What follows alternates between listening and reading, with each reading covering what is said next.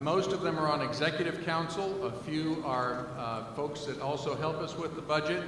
You'll see the names of Tom Wood, our treasurer, is on there, and the three canons, Deborah Kissinger, Bruce Gray, and Marcia Gabor are on there. I don't know if she hates it when I do this, but if it weren't for Marcia Gabor, I wouldn't have any numbers to work with. So when you see her this weekend, please say thank you, especially since she's going to retire. And she's standing right there. So thank you, Marcia.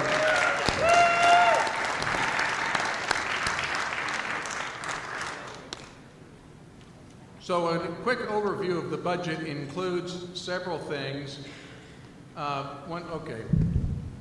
My notes are the screen, and I can't see the screen.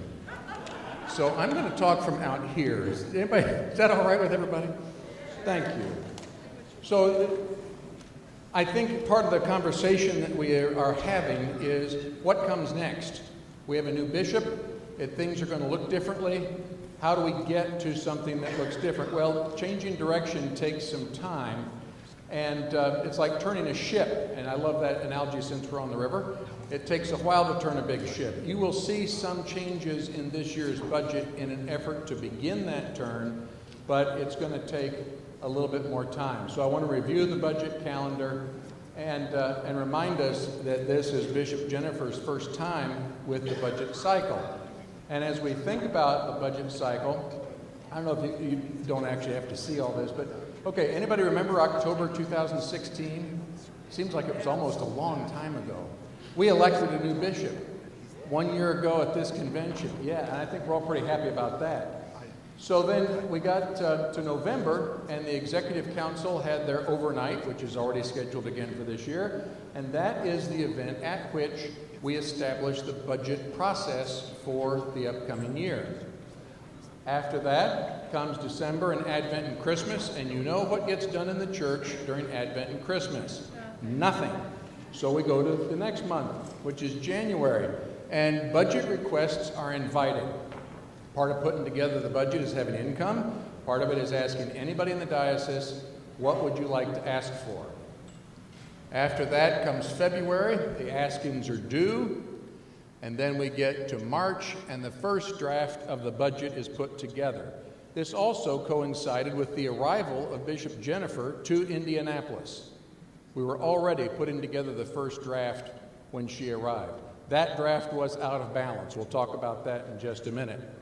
Then we get to April 29th at Butler University, Clues Hall, where we all attended Bishop Jennifer's consecration. And what a fabulous event that was. Interestingly enough, 2 days later, we had to send to the household the first draft of a balanced budget. 2 days after she became bishop. So that's how the timeline is running. We keep going. June and July, appeals are received. August, appeals are heard. And then in September, the budget is finalized by Executive Council to be brought before you here at Convention. And by this time, it is balanced. It is required to be balanced. That's canonically required. So that's what we did. Here we are, October 2017, budget hearings and diocesan convention, right on schedule, and we made it. So that just is to give us a reminder that Bishop Jennifer didn't have a whole lot of input into what we're looking at today. But the next one, I'd stick around. In fact, I'm planning to stick around, unless somebody knows something. And we'll just see how this process looks the next time we take it through. So, where did we begin for the 2018 budget? We began with income from apportionments being about the same as they were last year. So that's a flat line.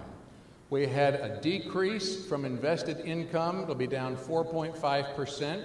As you recall, we take we draw from investments to fund the budget, and we take that on a 12-quarter rolling average, so a 3-year rolling average.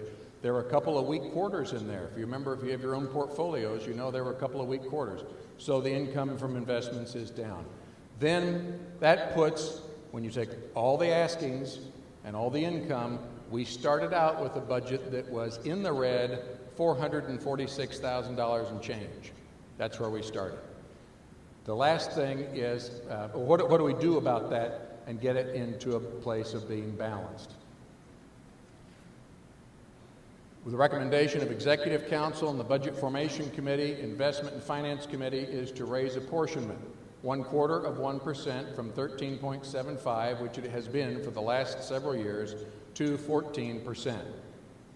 That will increase actual dollars 4.8% from apportionment income. To continue to target 5% as our draw from invested funds, we move to a draw this year of 5.25%.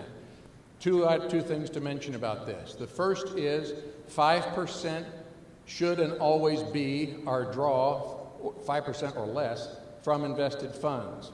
We have yet to achieve a 5% draw. We have always been greater than 5%. We need to get it to 5%. If we want this invested corpus to be here for generations to come, we have to manage it properly now. So that's the one thing. The other thing is I'm going to show you more information about the draw over time and some more information about that. But let's move on for right now. Even with that, so actual dollars from invested income will be down 0.7%.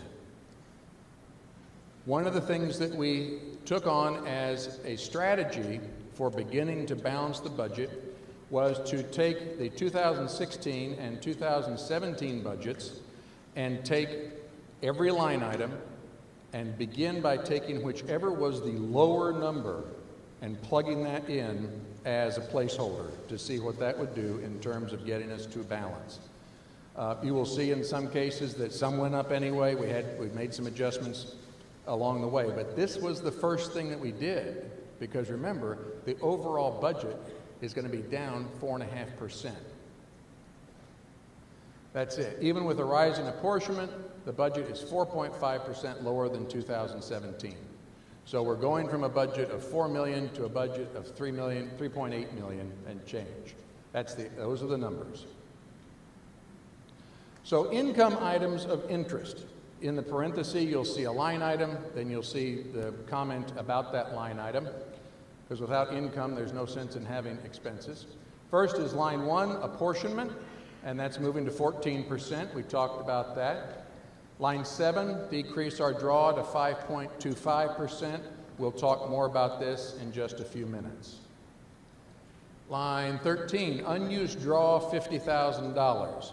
A couple of years ago, we had, through Marcia's good management, at the end of the year, we had drawn $100,000 from invested income that we didn't end up needing. Rather than return it to the corpus, we kept it in a special fund to help balance the next year's budget. Did a good job on that, had it at the end of the year, and so we brought it forward again to last year. Last year, we spent $50,000 of it, balanced, making everything work. So there's still $50,000 left. We're bringing it forward to help balance the 2018 budget. Next line is 18. One more. And one more. Yeah. Line 18 and the corresponding lines 104 to 114 will go away. If it weren't for historical purposes, as you look at the budget, you wouldn't see these line items. What happened here is that Newcastle and Shelbyville had been using the diocese to process their payroll. Well, in doing that, they sent money to the diocese, and then the diocese did payroll. Well, that's an income and an expense. They're not going to use the diocese for that purpose anymore, so this is a balanced equation. Both those go away, the income and the corresponding expense. But you'll see it, there might have been a question on it. So this is all part of the notion of being transparent. Line 32, Congregational Development Fund. This is money that we pulled to help parishes fund payrolls that are supported by the diocese. Part of that money comes from the diocese. The other portion is made up by parishes. This is a fund that helps close that gap. Other expense items that's funny. I made the signal to make an emphasis, and he saw it as change the slide. I have to be careful not to give the wrong signal. I didn't just bid on anything. No, that wasn't supposed to. Go back. No, I'm sorry, go forward. Okay, let's go back to the hand signal thing. There we go. Glad you are nice people. Okay, expense items. One of the things to note, as we started 5 years ago, the healthcare premium copay is going up 1% more this year. The goal for this from the Personnel Policy and Compensation Committee is to have this march upward by 1% per year until it reaches 25%. So this year it goes from 19% to 20%. You won't see that as a line item, but it's something to be aware of when you look at these two line items, 127, 154. This is our healthcare costs. They are in two line items because one represents the cost of health insurance for diocesan clergy, and by that I mean bishop and priests. I know deacons don't get this benefit. The other line is for diocesan staff. You have to combine those two to get the $714,000 and change for the health care copay. Last year, we had a 5.5% increase in health care costs. This year, 9%. We had high use in this diocese last year, so the corresponding increase is 9%. Fortunately, now here's one of the things about putting this budget together.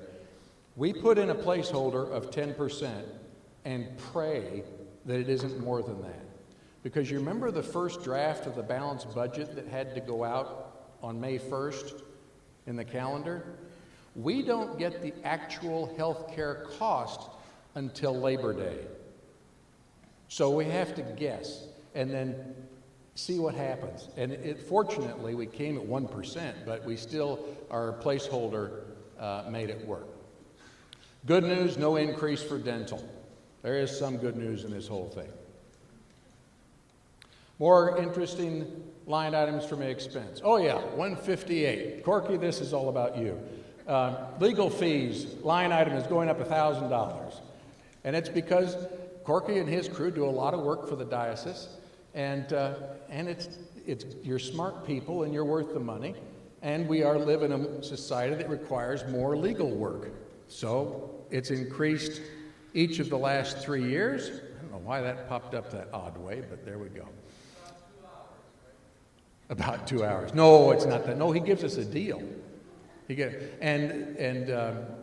Pluge, Shadley, Racher, and Braun is available to you, but you have to call the diocese first. If you call them directly, you get a bill. So be sure to call the diocese first. Moving on. Okay, line items. No. Okay, stop there for a second, please. Lines 131 through 139. You'll see that this is salaries, allowances, and benefits for the bishop and the bishop's staff. It's a little confusing because of history this year. Under the line item for bishop, it's an odd number as you follow the history because it includes 4 months. 2017 includes 4 months of Bishop Kate. So the number is really big and then it gets small, and it'll clean up here next year. The second thing to note is that the staff expense is set up as a block. In previous budgets, we've had each staff position listed, and in the future we'll go back to that, I expect.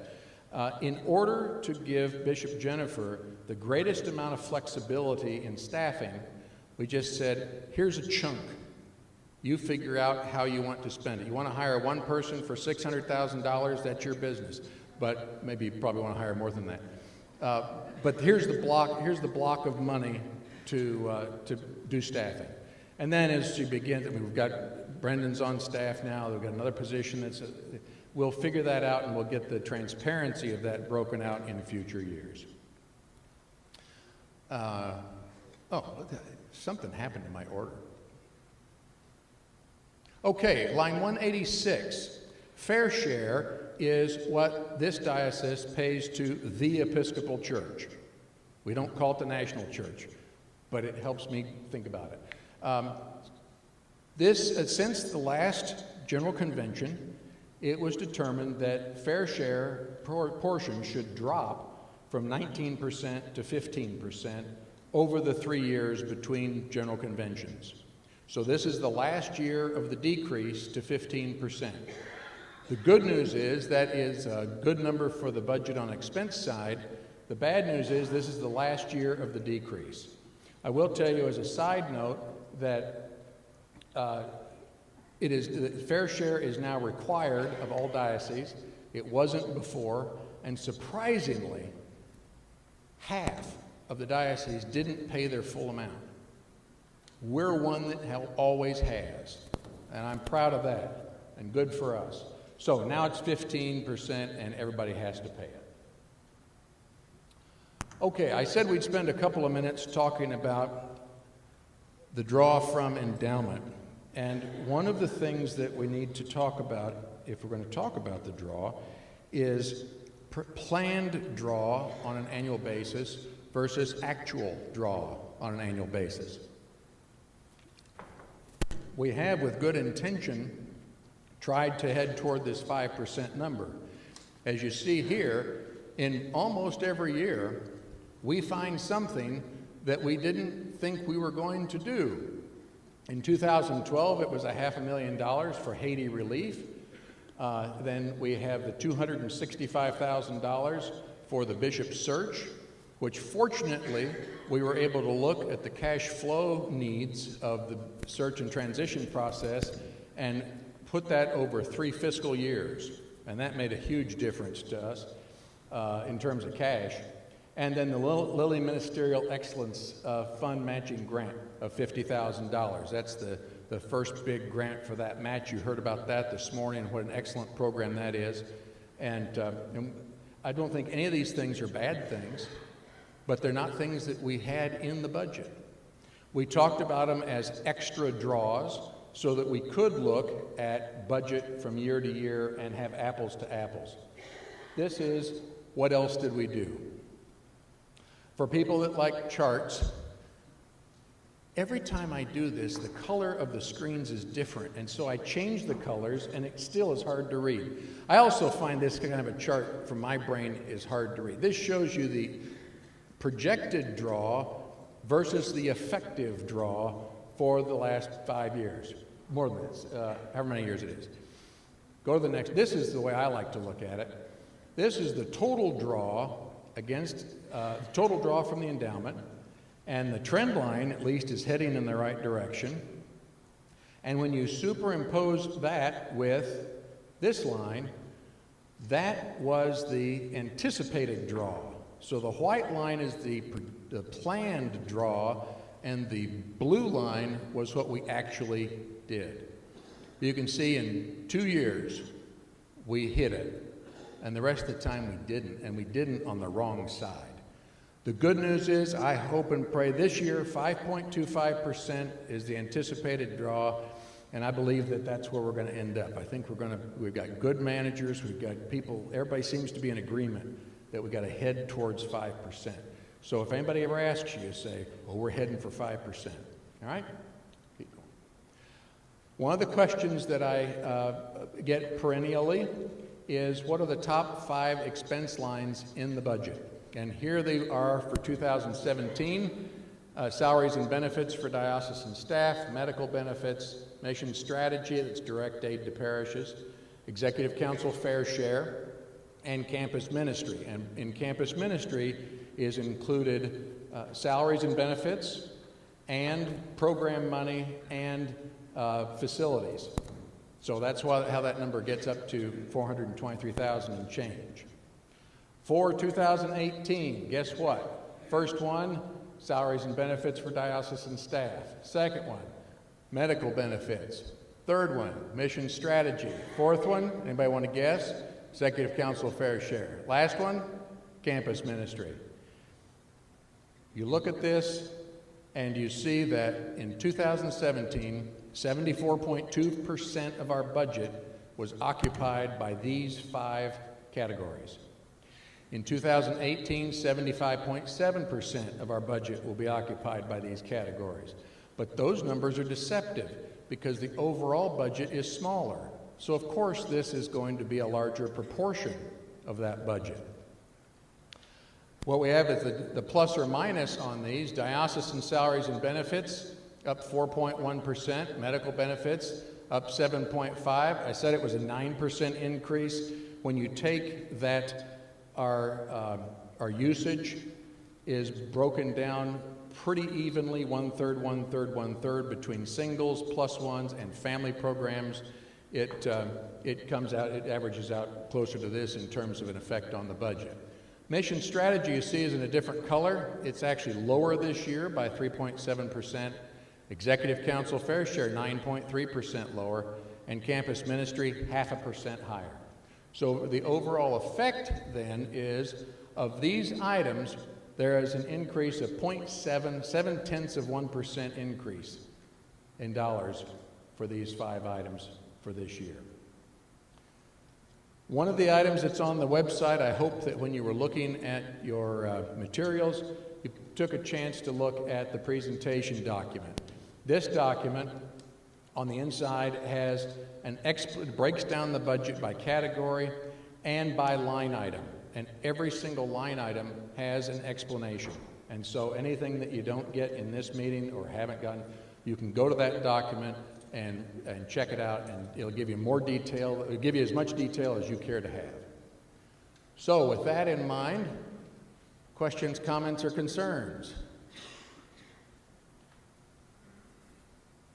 All right, so tomorrow we'll get this slide. This is the sneak preview.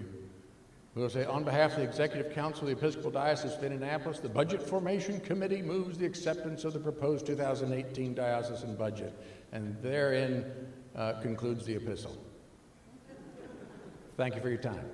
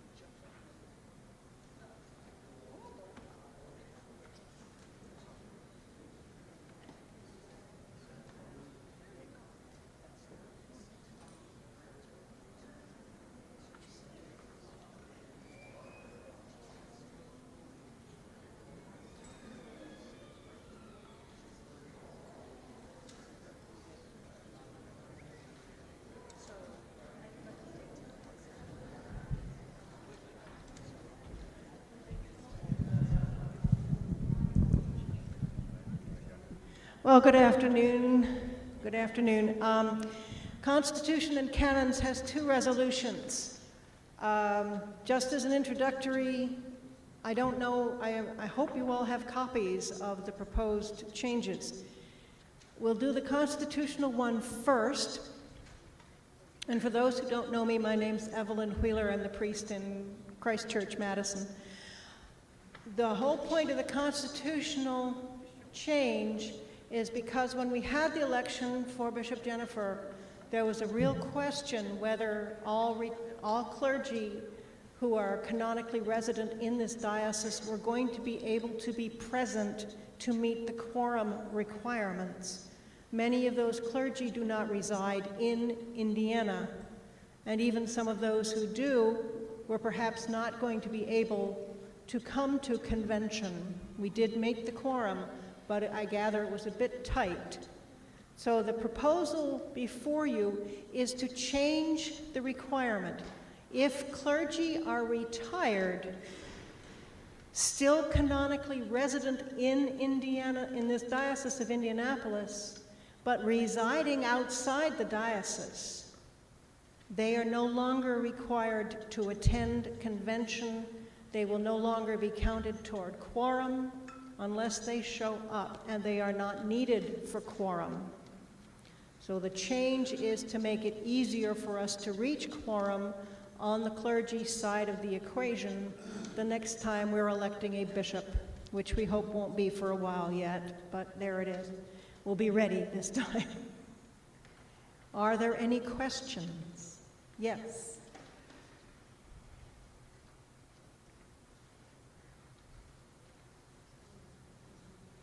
Beth Mackey, St. Stephen's New Harmony. In other parts of the canons, it distinguishes between geographic residence and canonical residence. Is that what you're meaning here? Yes. Would geographic be a clearer word than actual? You can speak.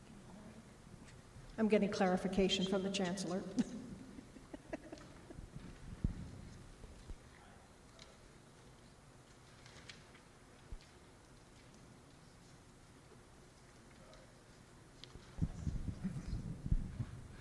Since it says actual residence, the way I read this would be geographic rather than canonical residency. I guess my question is, now we have actual geographic and canonical residence in the canons. And the reason I know this is because I ran through the disciplinary board and found out the hard way that I had to be geographically and canonically resident in Indiana and then had to resign. And I found that out by reading the canons.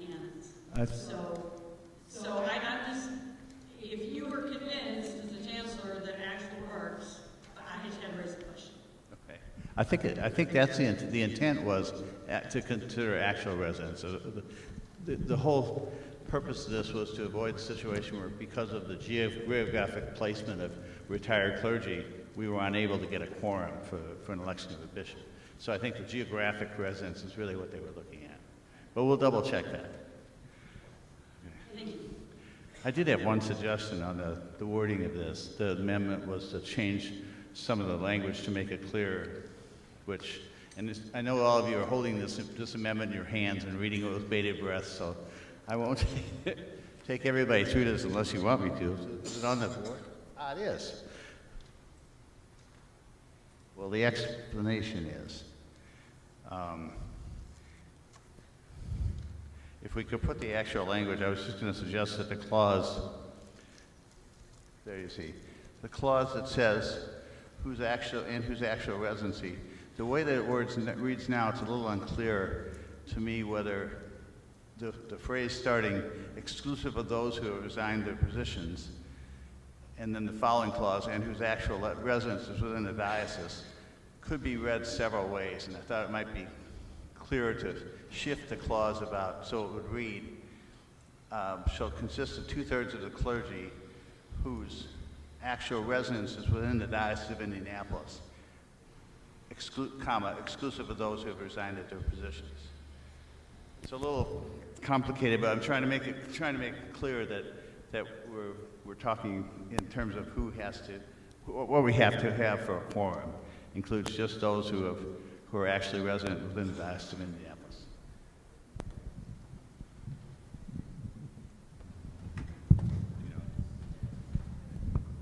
Thank you.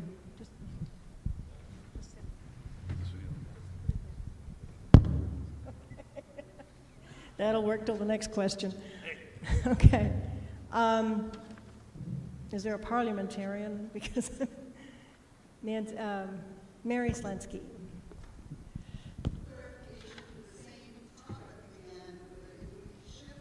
Do that shift, 2/3 of the clergy whose residence is within actual residence. We have a number of clergy who do not live within the borders, whether Illinois, Kentucky, or Ohio. Yet are canonically resident and are serving actively in the diocese.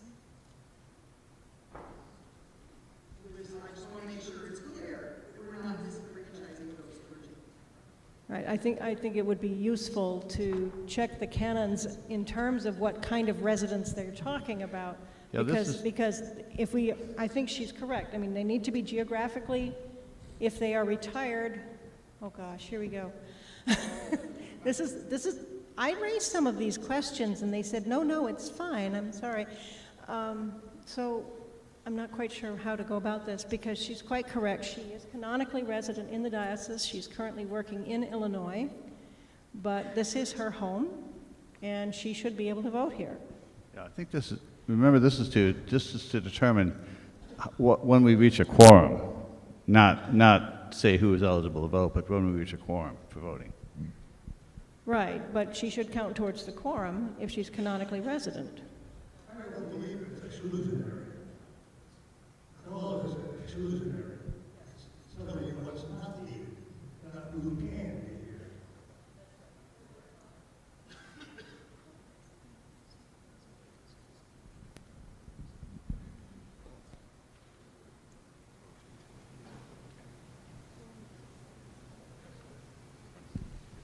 Yeah, Tom, I'm not sure if I fully understand your question. It's not exclusionary, it's just intended, right.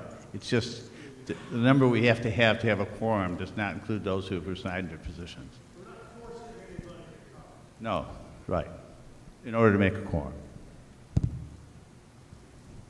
Those who still can vote are welcome to come. We're trying to lower how many we had to have a quorum, as I understand the purpose of it.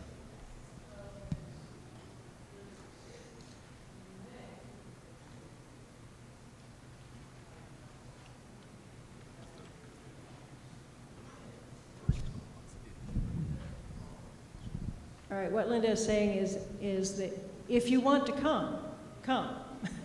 You may indeed come, right, but it's not, but if you are retired and living somewhere far away, you don't have to in order to get to a quorum. A quorum is going to be a certain percentage of the clergy who are active, yeah.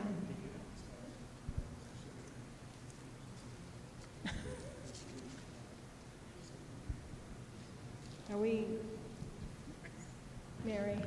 I'm still a little confused. I just want, for I am clarification, is I'm not speaking about myself at all, because I still have both geographic and canonical residence in this diocese, even though I serve elsewhere.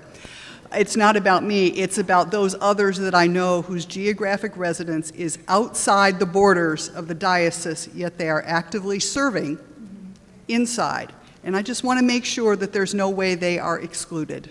I just want to make sure that that's clear with whatever wording there If they're is. serving in the diocese, they are eligible to vote. And they would help meet the quorum. Just They are not making sure excluded that's from clear. meeting quorum.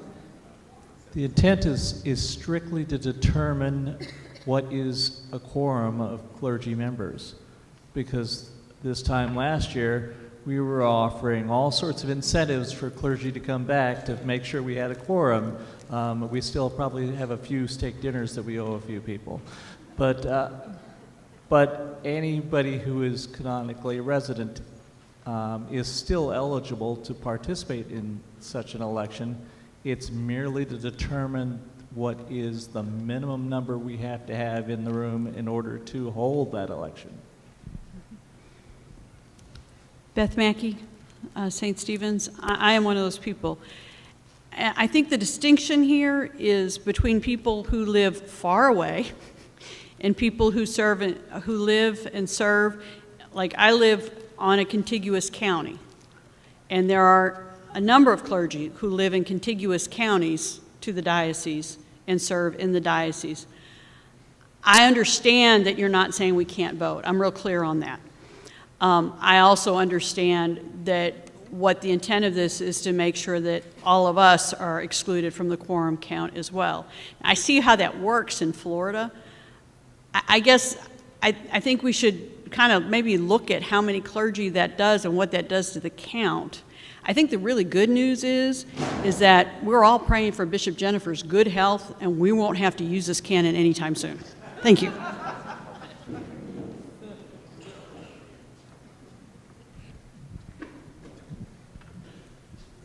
To further clarify, the eligibility for actually voting is any member of a clergy is found in Section 5 of Article 4 of the Constitution.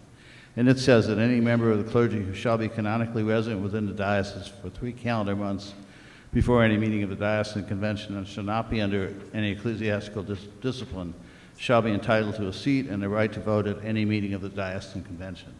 So again, this is, as Sean said, this isn't to change anybody's eligibility for voting. It's simply to make it easier to have a quorum to make an election recognizing that many clergy that are canonically resident still within the diocese and are not actively members of the clergy. We want to keep them as members and eligible to vote if they can make it, but we don't want to have to be in a situation where an election can't be held because we have a large number of retired clergy spread all over the United States who cannot make it back for the election. Hello, Joanna Benskin from St. Stephen's Terre Haute. I have a proposed phrasing that I think would fix the problem and make it clear. So for the crossed out part, we could say who are currently serving in the diocese or whose geographic residence is in the diocese, and that would, I think, communicate what we're trying to say. 2/3 of the clergy who are currently serving in the diocese or whose geographic residence is in the diocese. Can you not hear? Could you find that? Bring it over. Okay.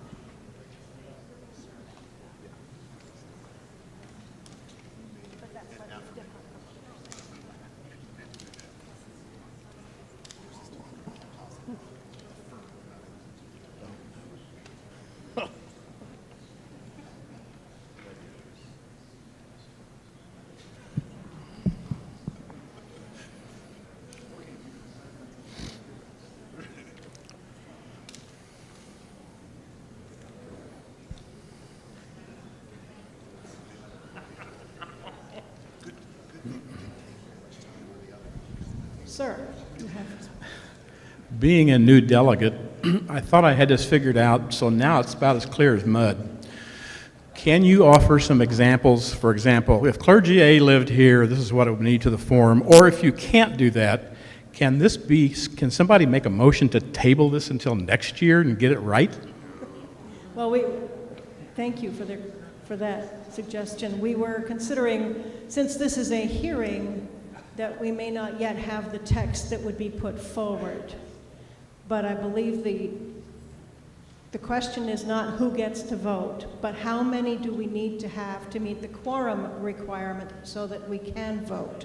That's first. Obviously, anyone who lives within the diocese and is clergy is eligible to be counted for quorum. Yes, unless they are resigned their positions. So if you're not working as clergy, you're retired or you resigned, you are not counted on the quorum, but you can still vote.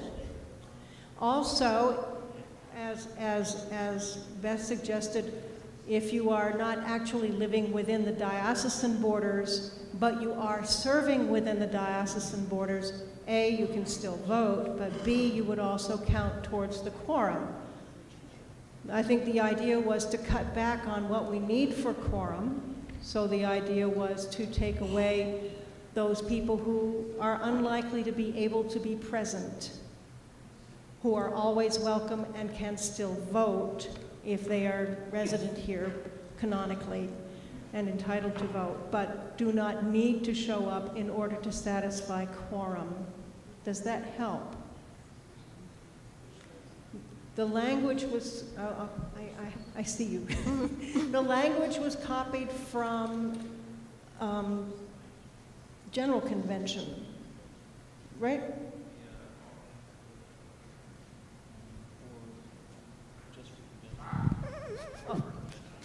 the language was copied for quorum for convention. The quorum for an electing convention was different. It's one half. Yeah. It's one half, and it's in the same terms. That's where the language of this proposed amendment was taken from. I So think. that's why the language is confusing, is because they wrote it that way the first time.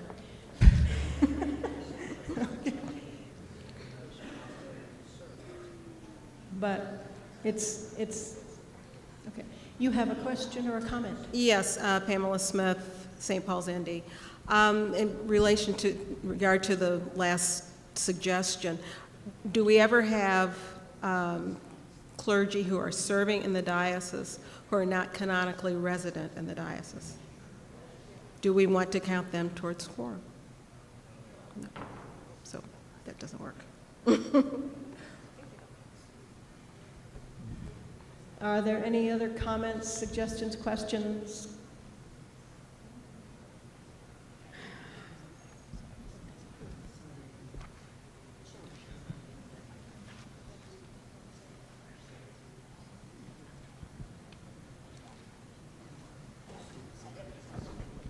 Well, just thank you for your comments. We'll take it under advisement and then talk about it tomorrow. Thanks. Okay, I hope the next one won't be as bad.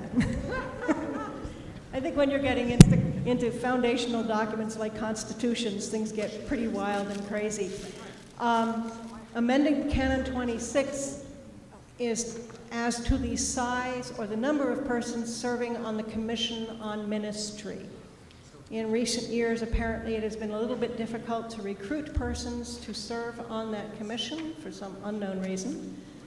But the proposal is to cut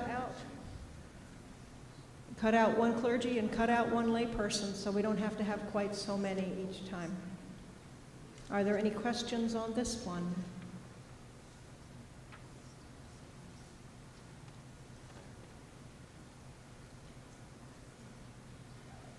Okay, thank you for your time.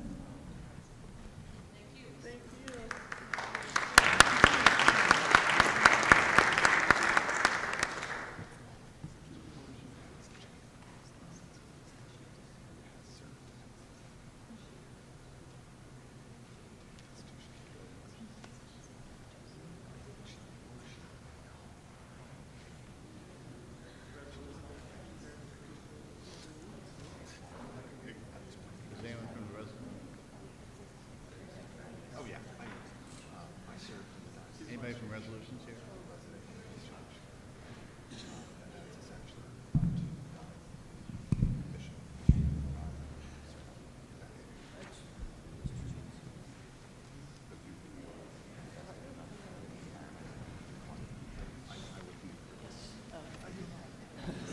Linda Johnson Well, except for the thing that from Canterbury House, IU Campus Ministry, and Ricardo Bello, one of our delegates who's from Canterbury House and part of the new generation of lay leadership in our church. We begin with a thank you to Convention for allowing this resolution to be brought forward, to be heard and understood and discussed today. And you have these lavender copies of the DACA resolution. This is late in large measure due to the history of how we got to this need for this resolution, we believe, from the Commission on Ministry and Higher Education.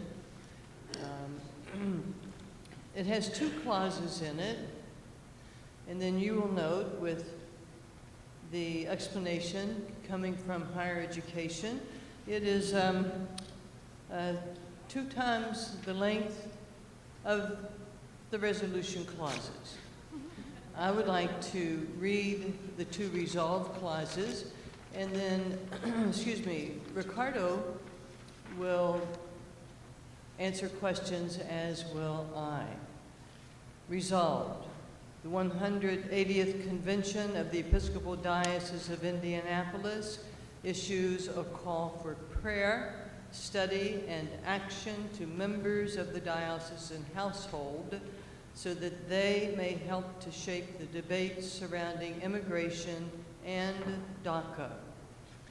These debates, which frame our common lives in church and society, are an opportunity to incorporate our stated and long-held commitments as followers of Jesus and as Episcopalians to protect the most vulnerable people among us, especially children, young adults, strangers, and aliens.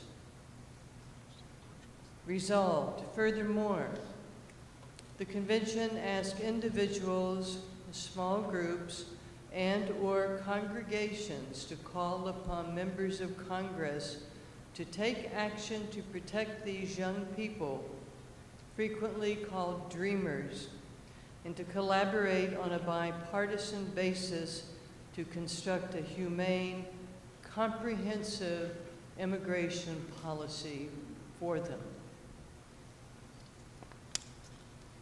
These are the resolved parts of this resolution that we bring forward for consideration, knowing that as Episcopalians we are not of one mind about this, and neither is the population in our country.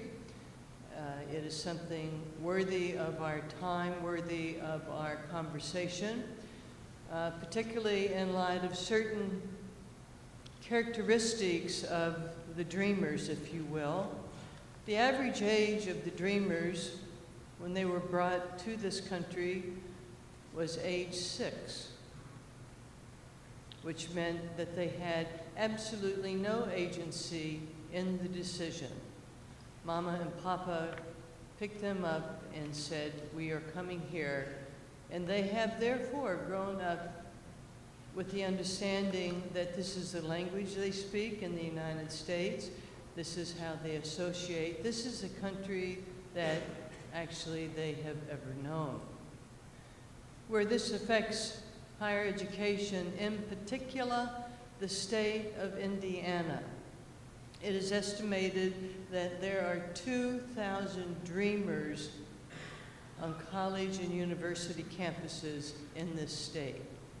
We know through institutional research at Indiana University that our university system has 243 of the dreamers enrolled, the ones that we know of. And of that number, 24 are on the Bloomington campus. And finally, the last thing I would say is that deferred action is a term that has been used in the past. President George W. Bush used it himself. This Dreamers deferred action from President Obama was made by an executive order in 2012. So this concept is not new to government at all, and it has worked on both sides of the aisles in our government in the past. We will now entertain questions and comments.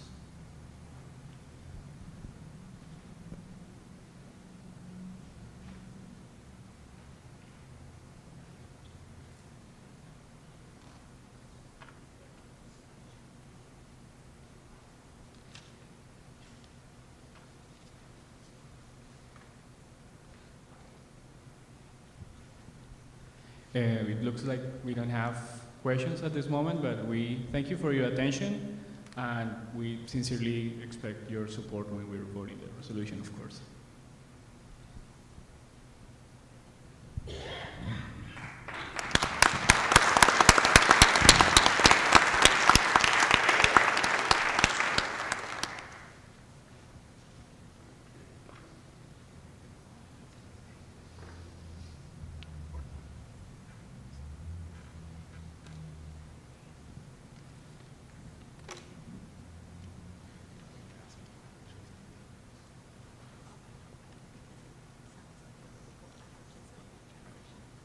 You are all being very polite. That does conclude the hearing.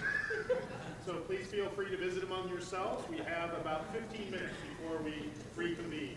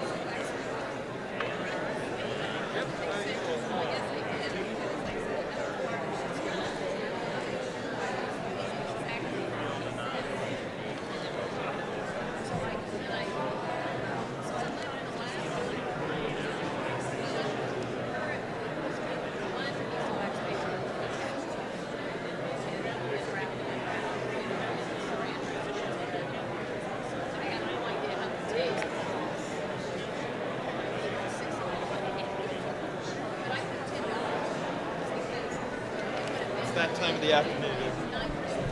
The convention will be in order.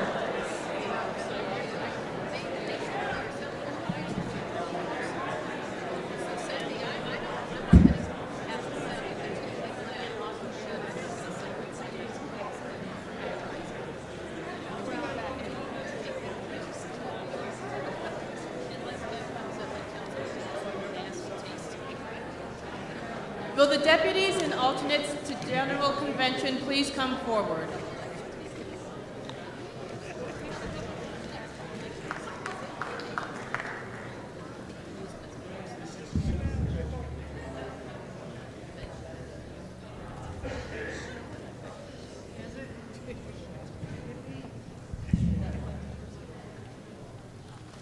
This is a moment that we're going to take now to commission those who have been elected to serve as our deputies to General Convention. Bishop Jennifer, I present to you these persons duly elected by the people and clergy of the Diocese of Indianapolis as deputies and alternates to General Convention to be commissioned for their ministry. Call a solemn assembly, gather the people, assemble the elders, and sanctify the congregation. Save your people, Lord, and bless your inheritance. Let us pray. Eternal Lord God, who by the Holy Spirit presided at the council of the apostles to guide them in all knowledge and truth, be present with the deputies of this diocese. In the passions of debate, give them a quiet spirit. In the complexities of the issues, give them clear minds. And in the moment of decision, give them courageous hearts. Guide them in all things to seek only your glory and the good of your church, through Jesus Christ our Lord. Amen. In the name of God and of this diocese, I commission you as deputy to General Convention, and thank you for your service and ministry in advance.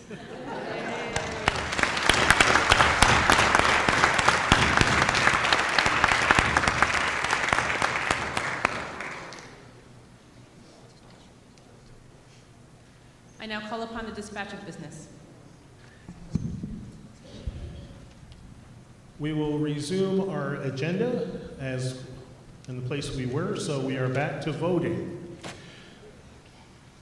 If you are a cleric and need a ballot, please stand up. Looks like you're all good. If you're a layperson and need a ballot, please stand up.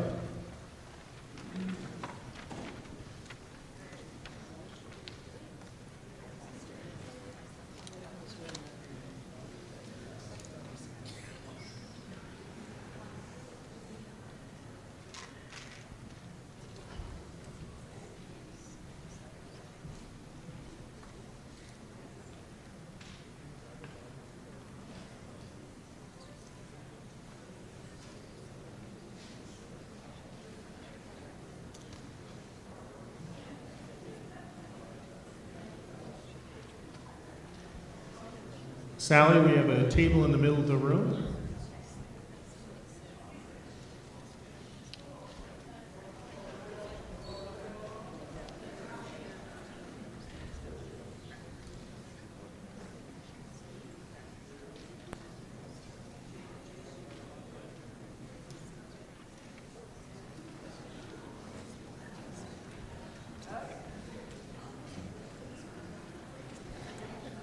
Since no alterations are possible on the ballot by our canons, you may vote whenever you choose to at this point.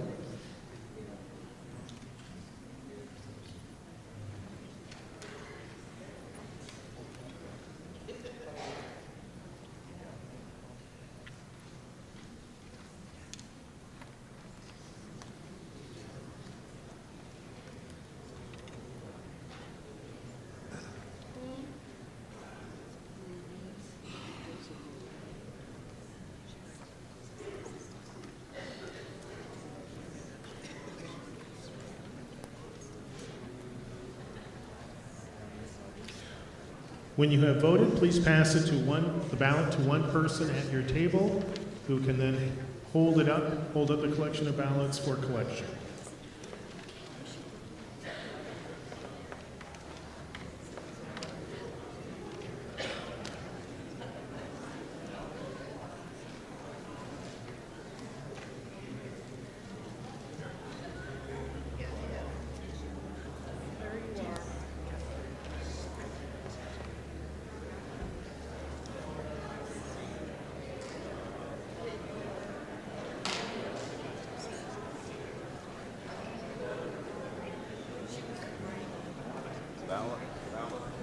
Brandon, behind you.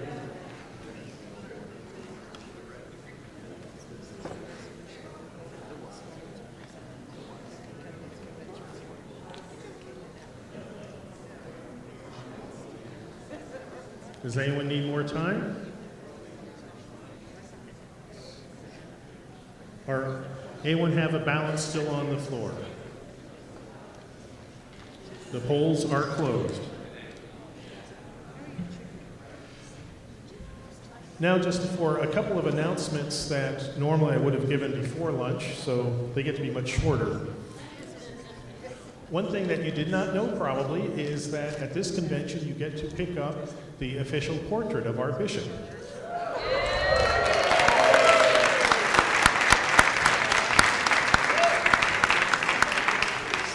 Sounds like we need to order more so everyone can have one.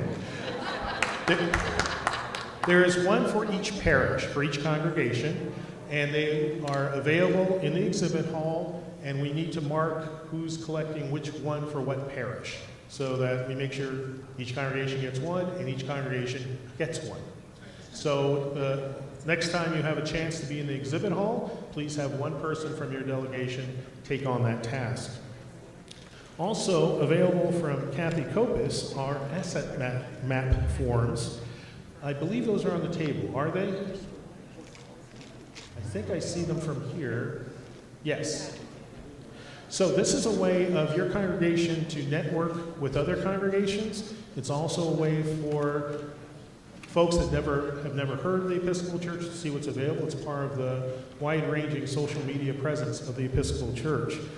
The whole project is being updated. This is a church-wide project, so please do complete those and return to Kathy Kopis or to the church office. If you're a purely electronic person, God bless you. The form is available on the website. Let's see, is Victoria, you want to make an announcement? Many thanks to everyone who helped with service projects during the lunch. That was very, very wonderful of you to do. Good afternoon. For those of you who haven't met me, my name is Victoria Hoppus. I'm the coordinator of ministries with For Youth.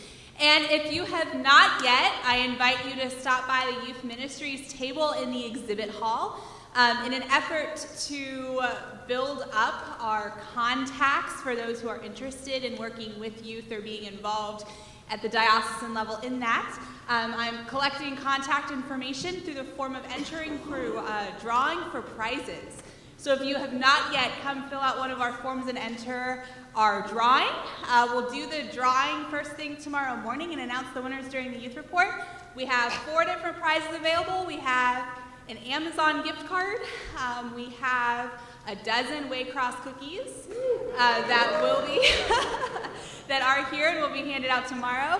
We have free registration for our spring retreat, and then also the opportunity to have me come and host coffee hour for your parish. So if any of those sound interesting to you, or if you'd like to just come and learn more, stop by our table and enter at some point today. Thanks.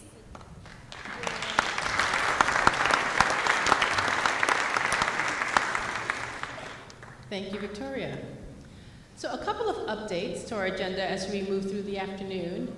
I wanted to say, first of all, that we are still awaiting news about Trina Drake. We do know that she is getting good care and is having the appropriate tests, and we hope to have an update before too long. But I did want you to know that we have been in touch, and we know about that much. And so as we know more, we'll let you know.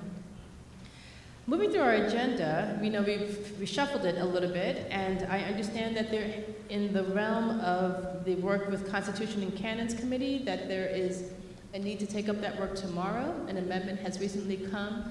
And so in order to give all of you the time to review the amendment appropriately, to have it printed up and then able to be projected on the screen, we're going to present that amendment tomorrow morning, in tomorrow's business session. And so therefore, I would like to call on the Reverend Jay Lawler from the Committee on Resolutions to come forward.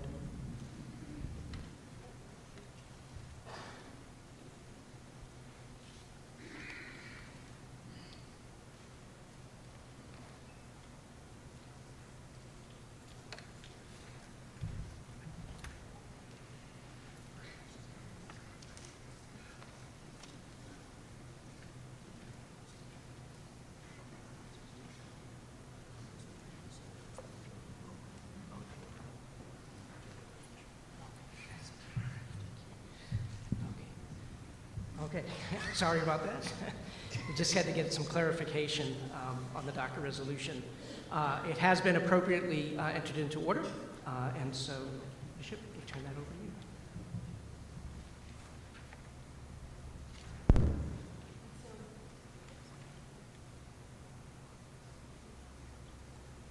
The resolution is able to be considered at this point. It has had its hearing, and we do not need a second because it's coming for a committee. And so I guess we can be calling for the vote right now, right? Calling for discussion. Okay. I would like to recognize Linda Johnson to come forward perhaps and to read the motion and speak to it since it's been submitted for consideration.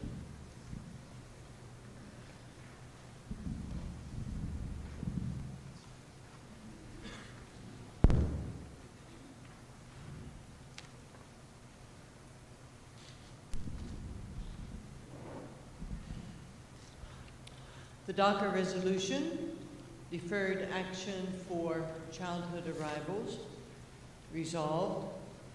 The 180th Convention of the Episcopal Diocese of Indianapolis issues a call for prayer, study, and action to members of the diocesan household so that they may help shape the debates surrounding immigration and DACA. These debates, which frame our common lives in church and society, are an opportunity to incorporate our stated and long-held commitment as followers of Jesus and as Episcopalians to protect the most vulnerable people among us, especially children, young adults, strangers, and aliens. Resolved. Furthermore, the convention asks individuals, small groups, and/or congregations to call upon members of Congress to take action to protect these young people, frequently called dreamers, and to collaborate on a bipartisan basis to construct a humane, comprehensive immigration policy. This resolution is brought forward by the Commission on Ministry and Higher Education. As college and university chaplains, we have a particular interest in this population of immigrants. As I said earlier, the average age was 6 when they were brought to this country by their mama and their papa. And for most of them, this is the only home that they've known, the only language that they speak, and the only place that they consider their roots to be. This is especially important in terms of education. Under the explanation, there are multiple explanations why this is such a crucial document, beginning, of course, historically, saying this is not the first time such action has been used. President George W. Bush used deferred action in relation to immigration. This particular order was issued by President Obama in 2012. This also contains a number of reasons why educationally we are very, very, very concerned about this. If you turn over to the back listing of the reasons of the data that we put together to support this, it is estimated under number 5, estimated that 2.1 million persons might qualify for DACA.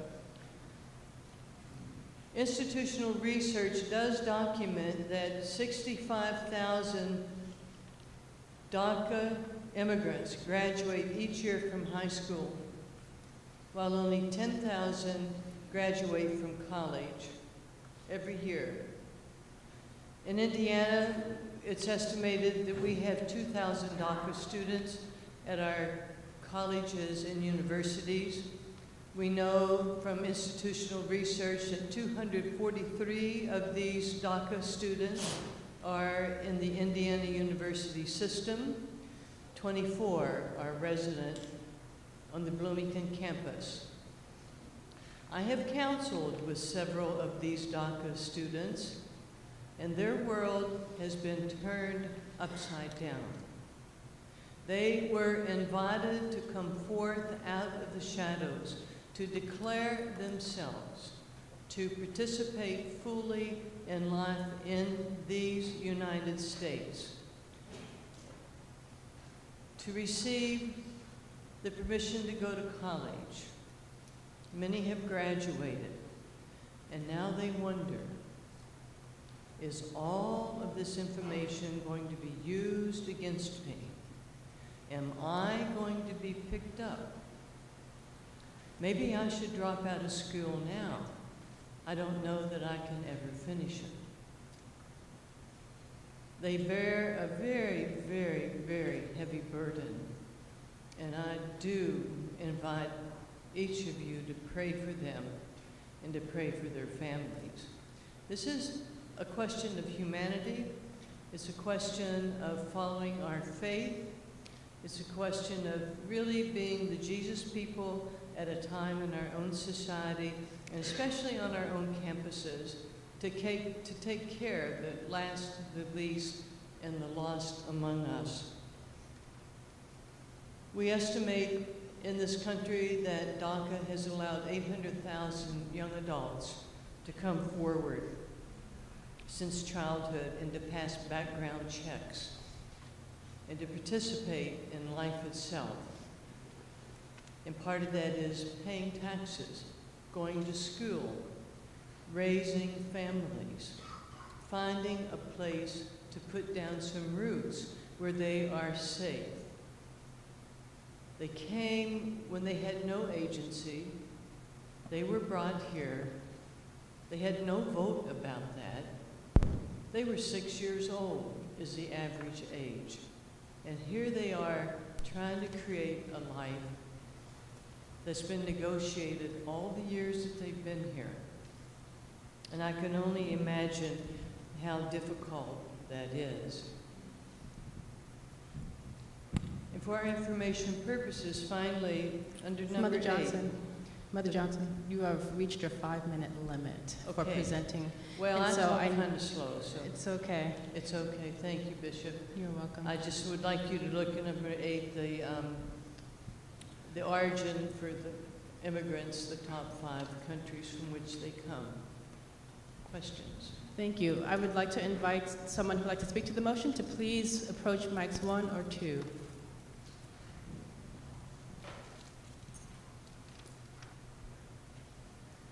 Are we ready to call the question?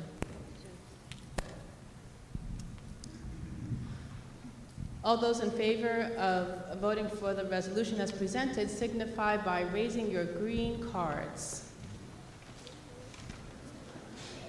I know, we need a little arm workout today. There we go. Hold them high, thank you. Any opposed, please signify by raising your red cards. The motion passes. Thank you. Thank you, Resolutions Committee.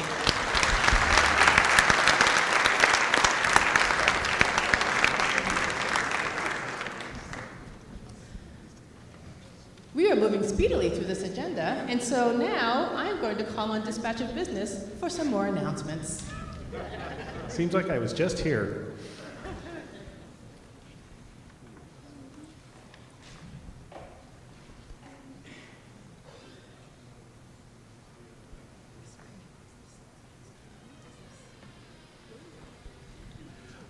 I was just told, hot off the press, our election is not complete, so tomorrow morning, first thing on the agenda will be our next ballot.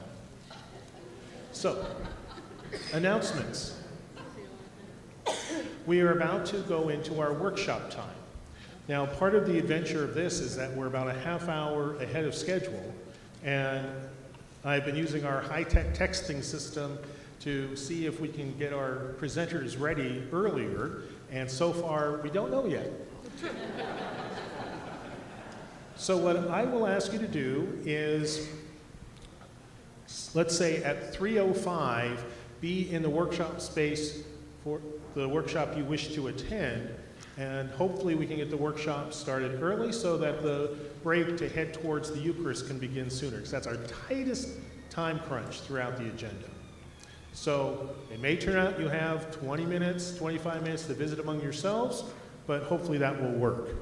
Now, the announcements. When you go to the workshop, please take all of your personal items from your tables. This is where the banquet will be, and the Chi staff will be setting the tables for dinner.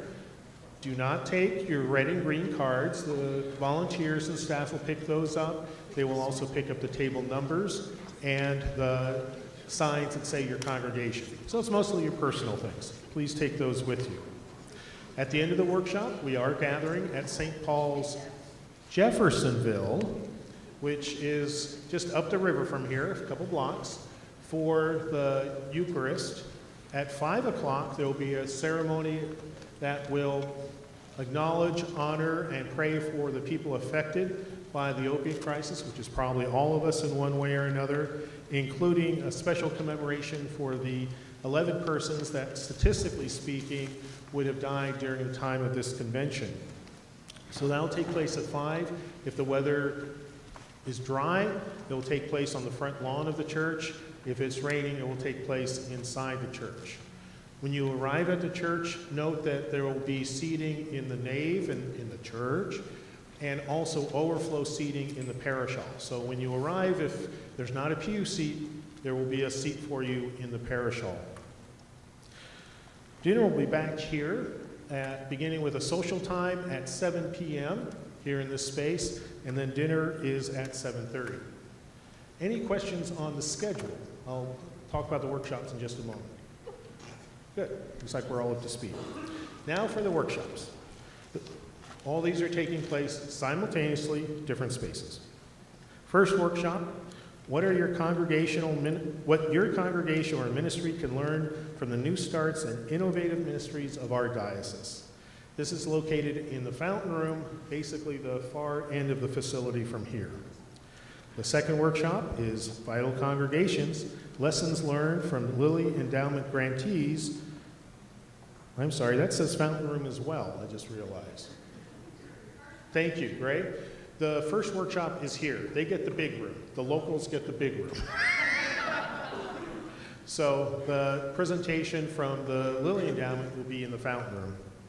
Then the third workshop is Vital Leaders and Vital Congregations, offered by Jim Lemler, and that'll be in the room that's cordoned off at the end of the exhibit hall. So you can pick up your bishop portrait and then go to the workshop. Please do remember to visit our exhibitors. They will be here only until about 5 o'clock today. Then many of them will start to disassemble, disassemble their displays, not themselves. So you're entering your last chance for that shopping for Advent gifts. So once the workshops are completed, the convention will be in recess until 9 a.m. tomorrow. I think we did pretty well starting right on time today, so tomorrow, plan on a 9 a.m. start.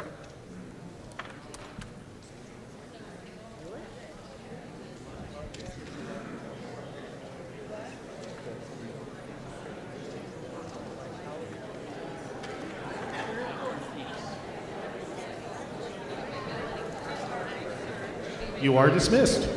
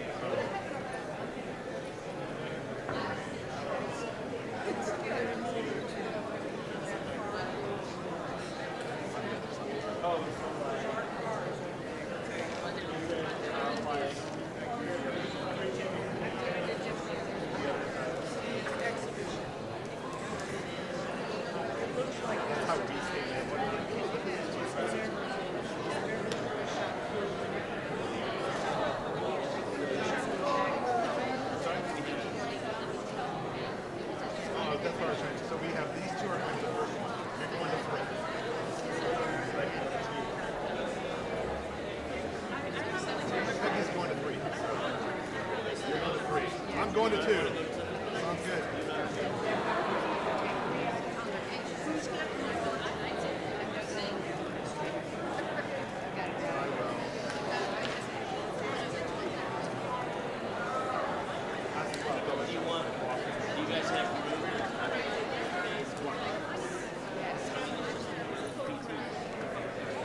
If it's just the picture,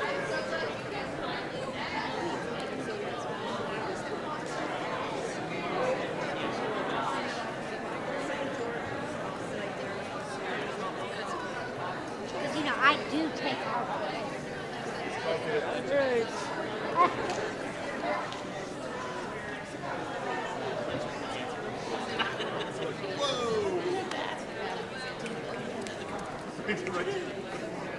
Do you steal it?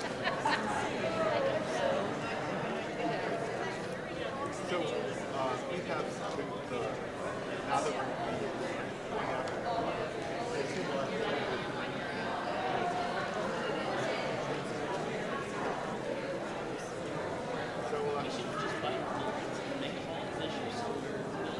now that well, that's sort of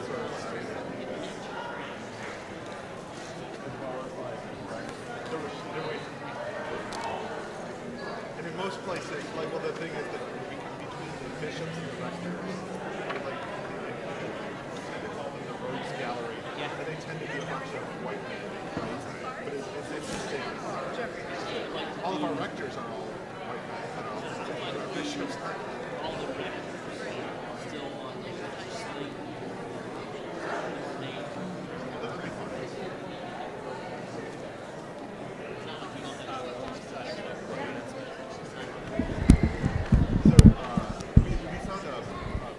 Test.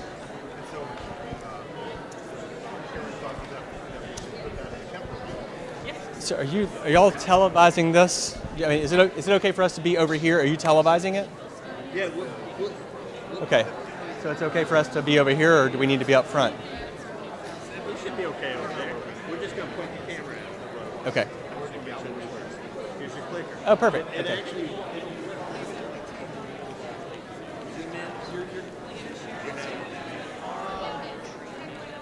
Okay. Is it that what he told us, or 5 after?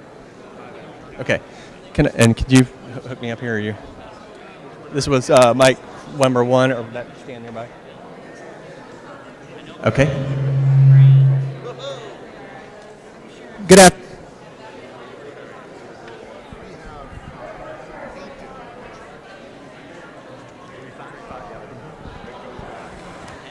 Good afternoon. Good afternoon. If you are attending the New Congregations and Innovative Ministries workshop, we're going to be on this side of the room. So I invite you to come to these kind of rows of 3 over here. We're going to be using this television to present. So come on down.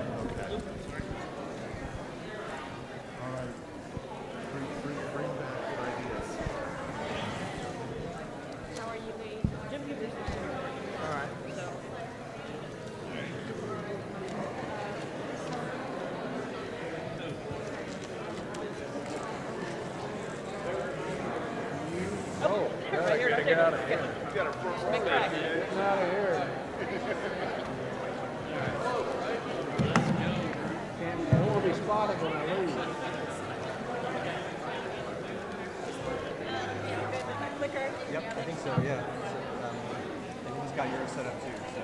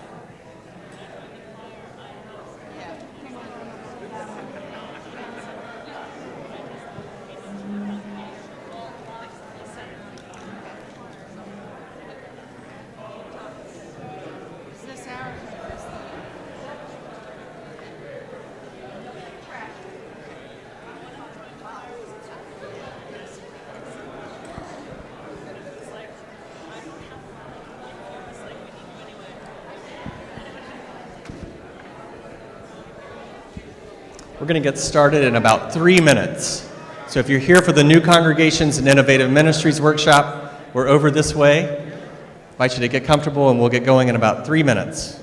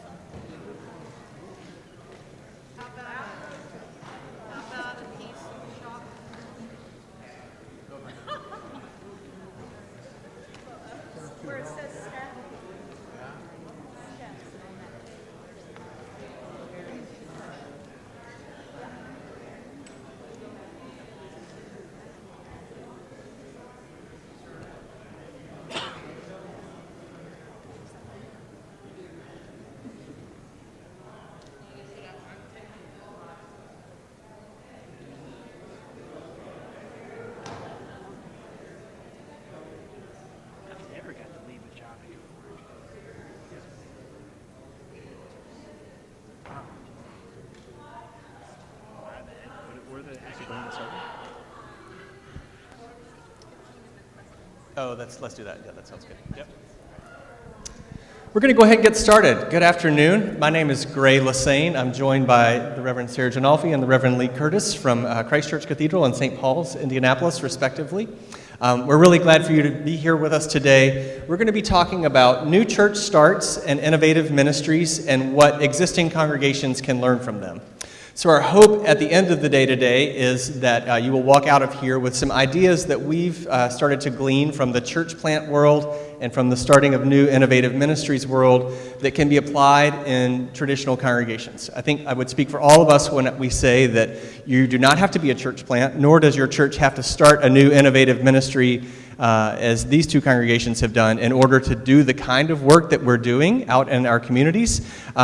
We hope that perhaps you'll steal, plagiarize, repurpose our ideas, and take them to your existing congregation or ministry and use them in a way that will work for you. So please don't hear us today presenting you with the right idea, but rather possibilities that you can repurpose. The whole beauty of the Anglican tradition is to take what is valuable, put it into the language that our people will understand, and then run with it. So we encourage you to do that. I am the church planter at Good Samaritan in Brownsburg, which is the first church plant that our diocese has done since Holy Family and Fishers. We have, between Holy Family and Fishers about 20 years ago and Good Samaritan in Brownsburg, we've had a wonderful surprise congregation, which was Peace Rockport, which got together on its own and started as a new community. But Good Samaritan in Brownsburg is the first intentional church plant that our diocese has done in more than 20 years. I want to say thank you to the support of you, the diocesan convention, and from individual congregations and individual Episcopalians who have supported us with your prayers and with your energy and with your resources. We could not have done this church plant without you. And so first and foremost, I want to say thank you for that. A Good Samaritan is a church without a building. We meet in a school and in other public places where we can worship and serve. Our identity is grounded in outreach. And so at every gathering that we have, most Sundays we're in a school, we either engage in an act of worship and then service or outreach with our community, or we reflect on our lives as servants in our community. So this is very much a servant and action-oriented congregation, and it's really been neat to plant this congregation. We've been going for about a year now. I started this work in March of 2015, and we've been going for about a year with regular Sunday worship. Our average Sunday attendance is 76.4. And we have about 140 people in our base if they were all to show up at once. So some good news there. So Good Samaritan got started actually as an idea I had when I was serving on the staff of Christ Church Cathedral, where now Lee serves. The cathedral staff and I, and then some leaders in our congregation, were reading this book called The New Parish. It's written by three evangelicals who have nothing to do with the Episcopal world, but these folks discovered, they reclaimed the old word parish, meaning Episcopalians like to use the word parish as in our own congregation, but these evangelicals discovered the kind of Catholic meaning of the word, meaning neighborhood. And so we read this as an exercise among staff and lay leaders. This is a wonderful resource that you might use with your vestry or bishop's committee or with a small kind of mission-minded group in your congregation. Basically discovering that the word parish doesn't mean what's going on inside the building, but rather what's going on out in the neighborhood. The beautiful part about this book is that it also has lots of study questions, so if you were on a committee or a vestry, you could read a chapter and then engage in some great dialogue, so you could do one chapter per vestry meeting. But here are the kind of questions, sorry? The authors are Paul Sparks, Tim Soerens, S-O-E-R-E-N-S, and Dwight Friesen, F-R-I-E-S-E-N. The New Parish, orderable on Amazon. Here's some of the questions that these folks began to explore once they discovered the meaning of the word parish meant the community around the church building. So you got to think of it in that New Orleans style of kind of the Garden District as the parish. So they started to ask in the evangelical world, who's falling between the cracks of the system in your neighborhood? Who's lonely? Who's on free or reduced lunch at school? Who doesn't fit in? What's new in your neighborhood? What new restaurants, new businesses? Who's coming to your neighborhood? Why? And then who are the people that are moving into your neighborhood? Who's moving out and why? They began to realize, these evangelicals, that if they started asking these questions about the neighborhood around them, it started to influence the way that their congregations behaved. And when I was on staff at Christ Church Cathedral, we read this book thinking about how we might, on the cathedral staff, re-engage with a rapidly redeveloping downtown Indianapolis. The neighborhood is changing all around the cathedral, and Lee's going to tell you about some of the great work that has happened because of that. But one day I happened to be riding out in rural Brownsburg, which is about 20 miles north and west of Indianapolis. My partner and I went on a ride, and I'll tell you the story in a moment, but we discovered this sign. I'll fast forward to it for a moment. So this is the only picture I have. It's off of Google Maps, but it was this 8-acre field and this rickety old sign that said, "Future site of the Episcopal Church of the Holy Spirit." And by this point, this sign was shot in July of 2007, but by this point, this would have been in 2014.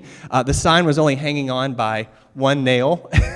And I made my partner at the time turn around the car, and I was like, "Future site of the Episcopal Church of the Holy Spirit, what's this?" So I texted Canon Bruce Gray, and I said, "Does our diocese own land in Brownsburg?"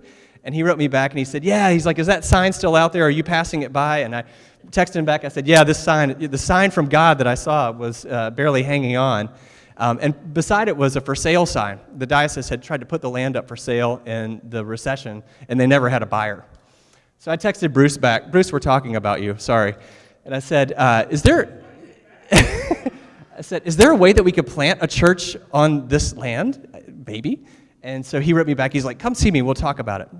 So this sign started me thinking when I was having read that book, The New Parish, by the three evangelicals. What about this fast-growing neighborhood in a suburb of Indianapolis? All around Brownsburg are these growing mega churches. If you look at Brownsburg, you see lots of kind of cornfields that turn into subdivisions overnight. So this is kind of the before, and now these are the after.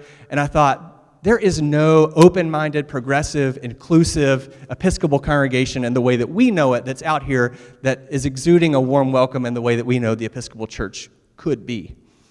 So I went back to this book, looked at these questions. And here's some more that the folks from the New Parish ask. They ask, who are the people in your parish? And by that, they don't mean inside the building, they mean out.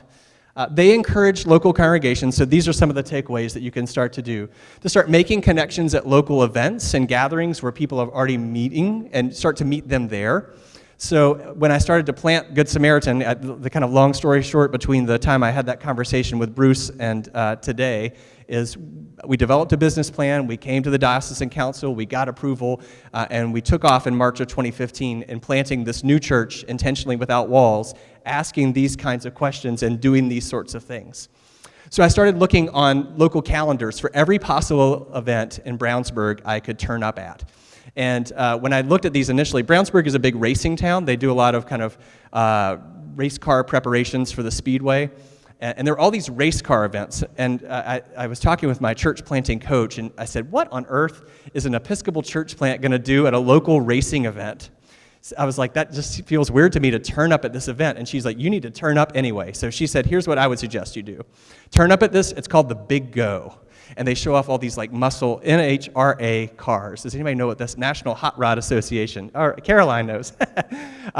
It's a hot rod car festival. What on earth is an Episcopal church plant going to do at a hot rod car festival? So my coach said, why don't you set up a table, go to orientaltrading.com and order 1,000 little cheap giveaway cars, which will attract kids, and then set up a sign that says, get your spiritual gas tank filled, register for a gas card giveaway here. So we set this table up. This is a new church plant. Didn't know who we would have. Kids were drawn like magnets to these cars. And adults, when they came by, we were talking with them as their kids were looking at our cars. We said, we're starting a new church plant. Would you like to register for a gas card giveaway? We gave away a $25 gas card. The people said yes. We had little registration slips that we ordered off of Amazon.com, contest registration slips. That was the beginnings of our mailing list. And we show up at every possible event in town now with some sort of gimmick related to the event to be present, to be in the neighborhood, to kind of start interacting with people and start asking those questions with other people, those who's falling through the cracks, who's lonely, who's in need. You'll find that you meet a lot of folks at these local events. So I would encourage you, if I were you, to find every possible local event in your neighborhood and show up at them. Thank you. So a couple of other notes that they encouraged in terms of checking out your neighborhood. Asking yourselves, what if most of your ministry happened outside of your building and you only used your church building as a home base for spiritual replenishment? They encourage you to get yourself established as a resource in the community for something other than worship, so getting known for something in your community. For Good Samaritan, we're known as the church that serves. We don't have an outreach committee. Rather, we find local nonprofit organizations and partner with them. Leveraging other businesses and nonprofits' contacts. So whenever we engage with another nonprofit and do an event with them, so for example, I'll show you a picture of some princesses that showed up at Good Samaritan recently. And these are princesses from a local Brownsburg organization called Courage and Kindness. These princesses go to local hospitals and visit sick patients and bring kind of good cheer, best wishes, and they also engage in other acts of service in the community. We invited them to Good Sam's and did a project with them on a Sunday morning where we collected tiaras and made gift bags for the patients that they were going to visit at Riley Hospital. As a result, we got on their Facebook page and on their mailing list, increasing our visibility and publicity in the community. So thinking about other local organizations, even if it's, it was very funny to have them at worship with me and my vestments and the three princesses in their garb, but to think about what are the organizations in your community that you can partner with where you can get on their mailing list and on their Facebook page. A couple of other tips that I would encourage just in getting visible: setting up shop in Starbucks.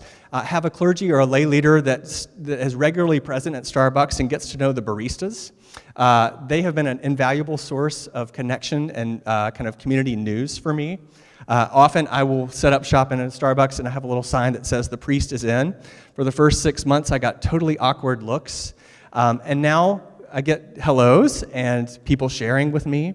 And also the baristas will make pastoral referrals to me. They'll say, you know, that guy's mom just died. You might want to say a prayer with him. I'll go up and offer, and often they'll say yes because they know who I am. A technique that your clergy could use is to pay for, or lay leaders for that matter, to pay for the person behind you in line. And then when the person says, oh no, you can't pay for my coffee, I say, you know what, I'm giving out a random act of kindness today. Here's my card. Pay it forward to someone else. If there's ever any way that our church can be of service to you, let us know. That has actually gotten us members and contacts in the community. So being awkwardly public, meaning showing up at every activity that you possibly can. I would also encourage you to find your ways to have your services, meetings, activities outside of your congregation. So rather than doing your vestry meeting inside your building, why not meet at the local library with a little sign that says St. Francis in the Field, Zionsville vestry meeting is meeting here today. You'll get a lot of odd looks, so that's kind of being awkwardly public. But what it does is it establishes your presence in the community so people see you. I mean, no one's going to come to join your congregation because you had a vestry meeting in the public library, but they will see you out in the community, and it gives your vestry members a different perspective on community needs when you're in a public place talking about the work and ministry of your congregation, the work of God, while you're surrounded by the community. So why not have your vestry meeting at a pub or at a Starbucks or public library? The last thing I'll leave you with, since we're running a little short on time, is Eric Law, who was a speaker at our diocesan convention a couple of years ago, has a great activity. He says, make it 2 index card piles. One with all of your congregation's beloved activities, evensong, rummage sale, pet blessing, and then make a separate pile of index cards with every possible public location in your community. Draw 1 card from one pile and 1 card from another, so you have the Cathedral Evensong at the YMCA Bike Hub, or you have your pet blessing at the Bow Wow Bash Dog Festival in Brownsburg. So pick a public place and do something that's beloved to you out in the community. And then finally, our congregation has business cards that we give to every member. We bless a big basket about once a quarter and send home Ziploc baggies with 10 in each bag for a member. Ask them to carry them in their purse or wallet. They have our congregation's elevator speech on the back and an invitation to worship on the front, so that when you have that awkward moment where you would like to be able to invite someone to your church but aren't quite sure how, you have this ready-made card that has all the words that you need on it, so you can say, oh, we're an open-minded group of Christians who follow Jesus and focus on loving and serving other people. Here are our worship times and our address. Take one. And that's provided for our members all of the kind of awkwardness, overcoming all the awkwardness with kind of this easy tool that they can use. I'm going to pause there and entertain your questions for about 4 or 5 minutes before passing the mic along to my esteemed colleagues. Thoughts or questions? You might be up sooner. Brendan. So when you do one of these giveaways, Yes.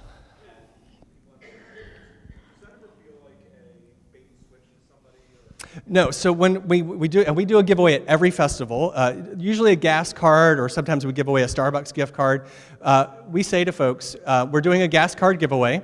If you register, we'll put you on our parish email list. If you don't want to receive it, you can just unsubscribe. And then I joke and say, we won't come to your house or try to come save you or ask you for money or to become a member. And usually that's kind of this laughy moment.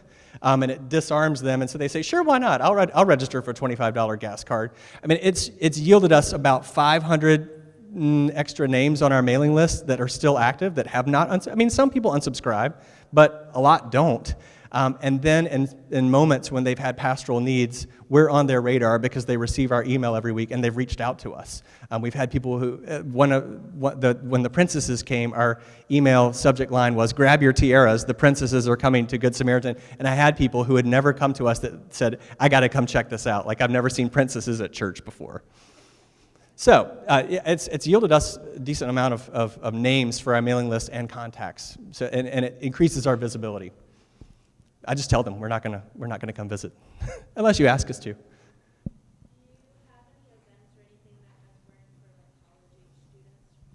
Brownsburg is pretty, the population is pretty much past that college level, so we don't have lots of millennials. We have more folks who are kind of in their 30s and 40s. I will say that the college students we have attracted have come to our pub theology. We meet in a public place and do our pub theology. And we always have a different guest speaker, different topic, and advertise that on Facebook. So that's been for us the biggest driver, is to create a Facebook event and then boost that post by targeting people in the zip codes around our neighborhood. That might be my suggestion to you. And you might want to try Instagram, since college students aren't really hip on Facebook anymore. That's kind of done. Or Twitter. Yeah. I'm going to hand it off to Sarah. You're next. Would you please pull up the St. Paul's on the Way tab? And Lee, would you be my 15-minute timekeeper? Thank you. Before I get started, I want you to quickly turn to either your neighbor or your triad, and I want you to share with that person either your favorite Halloween costume that you have ever worn, your child's favorite Halloween costume, or your grandchild's. So you have an out if you personally don't love the spirit of Halloween. So take about 1 minute and share with a neighbor a favorite Halloween costume.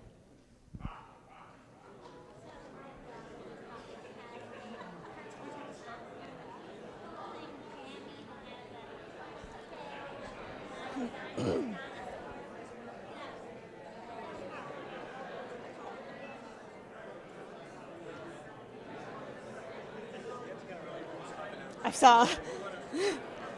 No, it's good. I've got it.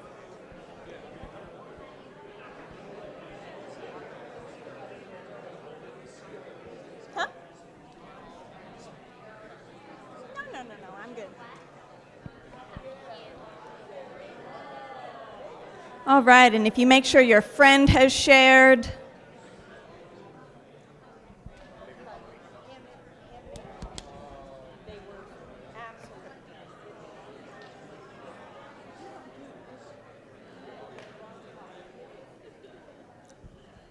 All right. Let's bring it back as a group. Thank you so much for humoring me and one another and joyfully playing along. I did this exercise not just to save time while I figured out how the technology worked, but also to model for you a lot of what I do in Broad Ripple. St. Paul's, if you've ever been to our campus, is known in the community as St. Paul's on the Curve. It's right at the bend in Meridian and Kessler. We are accessible by car, and that is about it. If you try to walk to us, you will be putting your lives in danger. If you try to bus to us, you're going to waste half of your day waiting for the next bus to come. So out of that limitation, we realized the need for St. Paul's to extend its campus, to widen our embrace on the neighborhood around us. We don't have a very accessible population that can serve the poor. It's not a visible outpouring of who we are, planted where we are, and we knew that that was important. It was important to do that as Christians, to widen our embrace, but to do that in a way that is based in relationship, based in mutuality, and based in conversation. So like Gray, I have planted myself in broad ripple, and there we go. So this is our logo. We're extending St. Paul's. This is the logo for St. Paul's. If you've been in our space, this is our rose window just atop the organ. I went to a website called Fiverr. You can write this down, Fiverr, and I paid someone $5, and I said, hey, can you put a road in that? And so they did. So we got a new logo for St. Paul's on the Way, which is how we decided to name ourselves. One, to hearken back to the early church. They were not Christians. They were people who were in the way. They were in the way of Jesus, in the way of community, in the way of discipleship. So we're St. Paul's on the Way. We also, out of our capital campaign initiative, wanted to plant a location that is beyond our campus to an area that was a little more accessible by walking, by bus, and had a bit more of a neighborhood feel. On any average Sunday, St. Paul's will have between 350 and 400 people. I think our longest commuters are about an hour and 15 minutes. It is not easy to find connections in a community that is so dispersed. And part of me can envy a little bit of you who are in the smaller congregations because you can have deeper relationships. I find that the natural relationships that can occur at St. Paul's can be very surface level, insider, based on those who have been there and who have been doing things the way we've always been doing things.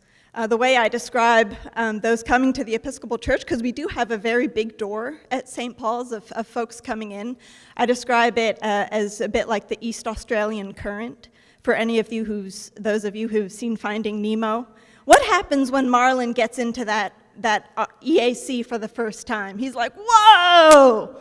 And that's how it is if you don't know anyone that you're sitting next to. All these people around you are having a great time. They seem to really know one another. It's really easy to feel isolated, even though you're surrounded by so many people. So one of the questions we asked is, how can we restore relationships? How can we connect? A lot of our work was inspired by Mary Parmer's Invite, Welcome, Connect. If you haven't gone and Googled that, IWC, Mary Parmer, Invite, Welcome, Connect, the resources are gratuitously freely available. She has a book, but I think you can also get most of what you need simply by going to the website. And we really wrestled with that connection aspect.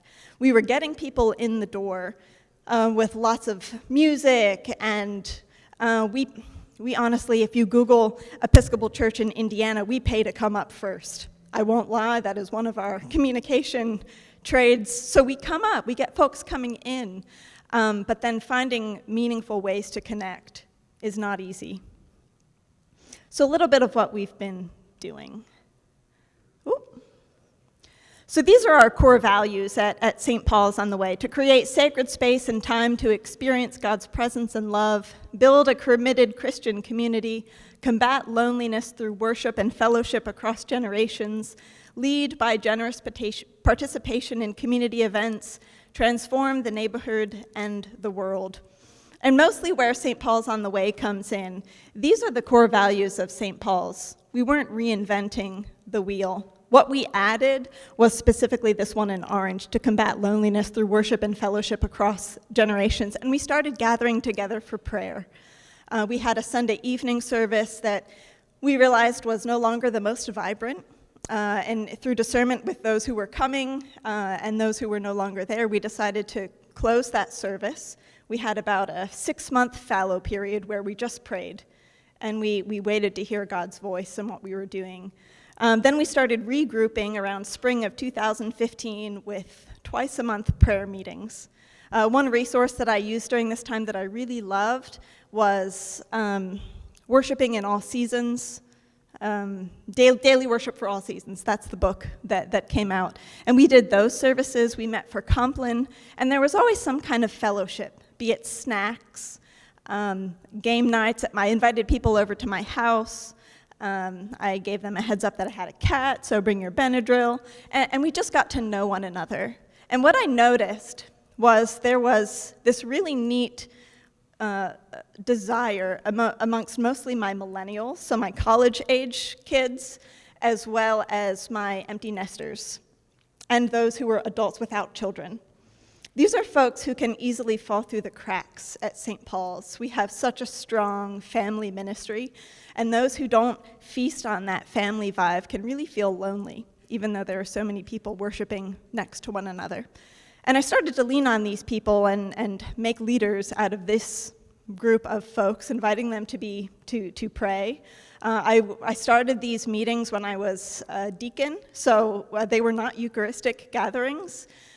We had dinner church. We did what we could to gather and pray together without the need of a priest. I planned in that I knew we were going to have a service of prayer together, and I knew that some people were going to show up. I didn't script readers ahead of time. If I wanted someone to come in and share about their ministry in the area, that's maybe the only preparation I did. But I simply went, as people started to arrive, I gave them tasks. Hey, would you mind praying? And a little quick lesson. You can choose a prayer out of this book. You can have a free open prayer. You can have a moment of silence. I made it as accessible as I could to invite new people to try on different parts of their spiritual leadership. And I also allowed them to say no. You're like, Sarah, I'm really not comfortable doing that. Okay, that's all good. Perhaps next time, but right now we're really happy that you're here. We gathered wherever we could. There was a lot going on at St. Paul's on a Wednesday evening, which is eventually the night that we found ourselves settling. So we gathered when it was nice outside in the courtyard. We went to people's houses. We gathered at restaurants. Here we are at Taste of Havana, and here we are at Bent Rail Brewery. We found especially those places where the restaurants wouldn't mind if I said, we're going to have about 4 to 12 people, I don't really know, and they're all going to come around this time, sort of. So we found people that were willing to work with our flexible numbers, not those restaurants that really needed an exact reservation. And we just gathered, and we got to know the servers that way. We made a commitment to a place for usually about 3 months at a time, so we became known to those in the community.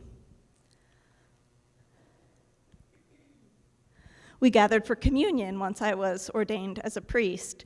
Right at the table, after sharing a meal of table fellowship together, we had communion right there in that spot. I led some folks on a pilgrimage to New York City to explore some other ways of being missional church. One church in particular that we visited that has been a real inspiration has been St. Lydia's in Brooklyn. So if you've not gone to St. Lydia's in Brooklyn's website, that's a really great church out of the ELCA that does dinner church and then co-working by day. That's a movement that we're making. Thank you.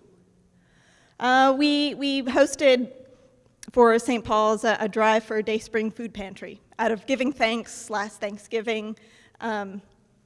Camino, which is our worshiping community, gave thanks by collecting food donations and then delivering them to Dayspring. Every year, so Camino now meets on the 2nd and 4th Wednesday of the month, knowing that the 4th Wednesday of November is always going to be right before Thanksgiving. We had to ask ourselves, do we forgo Camino this time because people are going to be too busy, or do we try to opportunize on it? So we decided to try and opportunize on it and see what happened. So we invited people to Thanksgiving with friends, and we called it Friendsgiving, which is something that my brother used to do all the time with his friends, so he could, I think, bear our family Thanksgiving. So these were various people in the parish who likely don't have a large family. There are a number of folks in Indiana who have been celebrating traditions for a long time. And there are a handful of transplants, folks who have come in from other cities for middle management, and they can't get home for Thanksgiving. So a good mix of Camino are both regular participants and also members in our own parish who might not have a large Thanksgiving family gathering or the energy for it. Because we realized at St. Paul's we both needed to do evangelism outreach, so mission outreach into the community, sharing the news of Jesus. But we also realized in such a large parish how important it was for us to have a firm foundation in our own in-reach parish. Now, after a solid 2 years of looking, we have found a space right in Broad Ripple. We're renting a space right above on the second floor loft. If you know Broad Ripple, it's above Taste of Havana, the Tiki Hut, Insomnia Cookies. So we're in a second floor loft space in what used to be a sewing speakeasy. So that business plan didn't work out so well, but it's lucky for us. By day, we're going to be offering affordable co-working. This is a new trend that's hitting Indianapolis in particular, and it's going to be a great need in Broad Ripple because in just the last year, over 200 units have gone around Broad Ripple. And I can tell you, after spending my time working in the coffee shops by day, there is nowhere to sit, especially Monday through Thursday, the hours of 9 to 3. I can't get a seat anymore. So our space will be affordable co-working, particularly geared toward nonprofits, individuals doing community service, or those interested in bettering the community. We'll have a variety of levels of participation, especially making it easy for seniors, students, and pledging members of St. Paul's to participate in this membership. And we'll also have day passes so people can just come and check us out for a bit. Another way we have just tried to get our name out there, we have, like Gray and Good Samaritan, tried to be as present as we can at local events. Most of those have come through the Broad Ripple Village Association. We started Facebook groups. We have a web page that's soon coming, and I think if you Google Spot the Way, so S-P-O-T, the Way, yeah. Google us. We're going to redirect to a website. We also started various meetups for St. Paul's on the Way. We realized that Facebook is really good with your friends. It's great for getting your information out across your existing network, but it's not really great in sharing your news with the rest of the community. So we found meetups and highlighted things like community, nonprofits, volunteering, spirituality, faith. So we've had a handful of people who have come through our St. Paul's on the Way meetup, and I also do this for young adults. I started a meetup called the Young Adult Fellowship, and I do a similar model. When we do our Theology Thursdays, we always meet at a pub in town. So it's been a long, slow growth over time, but I think the community is excited to get started. I can open for questions or go right to Lee and we can have a group question time. Yes. In Advent, we're going to move to weekly Wednesday worship. I have found holding twice monthly events, even those who have participated for 2 years still ask me, hey, Sarah, when's Camino meeting? So we're just going to move weekly as a way to keep the consistency of schedule. Come Advent, we're still going to alternate dinner, church, and a more casual communion. So we're going to do a meditative compline on the first, third, and fifth Wednesday, and then a casual communion on the second and fourth, and always start with dinner. Our church is kind of, if you take coffee hour and church and mash them together, you get Camino. So we start out with coffee hour, and we start there, we get to know the person that we're worshiping next to, and then we pray together. And then it'll be available for the community for rent or for open mics and other ways to engage the community in Broad Ripple. Any questions? Yes.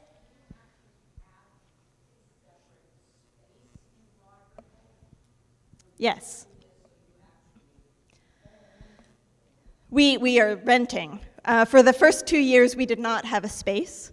So we met around in people's houses, in restaurants, and in parks to pray together and to have fellowship together. But out of the generosity of the capital campaign, we now can have a little bit of a fund to have a space. And I've also been able, again, with the generosity of the campaign, to hire a manager, because I will still have my duties as a priest at St. Paul's. So I've been straddling a little bit to the point of uncomfortable straddling my life between St. Paul's as well as On the Way, but we have someone to be the daytime presence of hospitality in the site.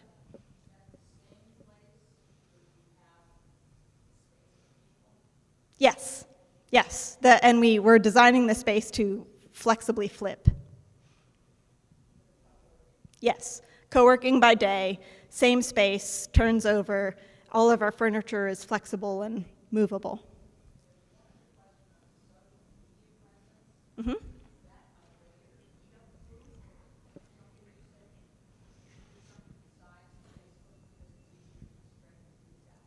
It's both end. We have both a meetup for St. Paul's On the Way.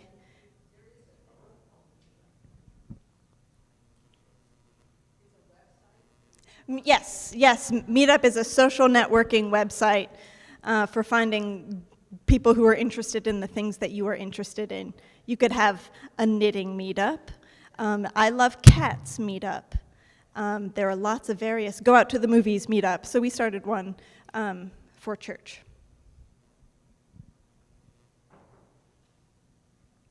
All right.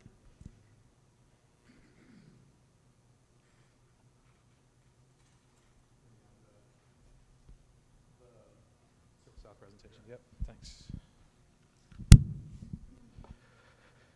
Thank you all for staying with us on this. I know it's a lot of information coming really fast. If you need to stand up and kind of get the jitters out, I will not be offended by walking around the room. My name is Lee Curtis. I'm a canon and urban missioner at Christ Church Cathedral.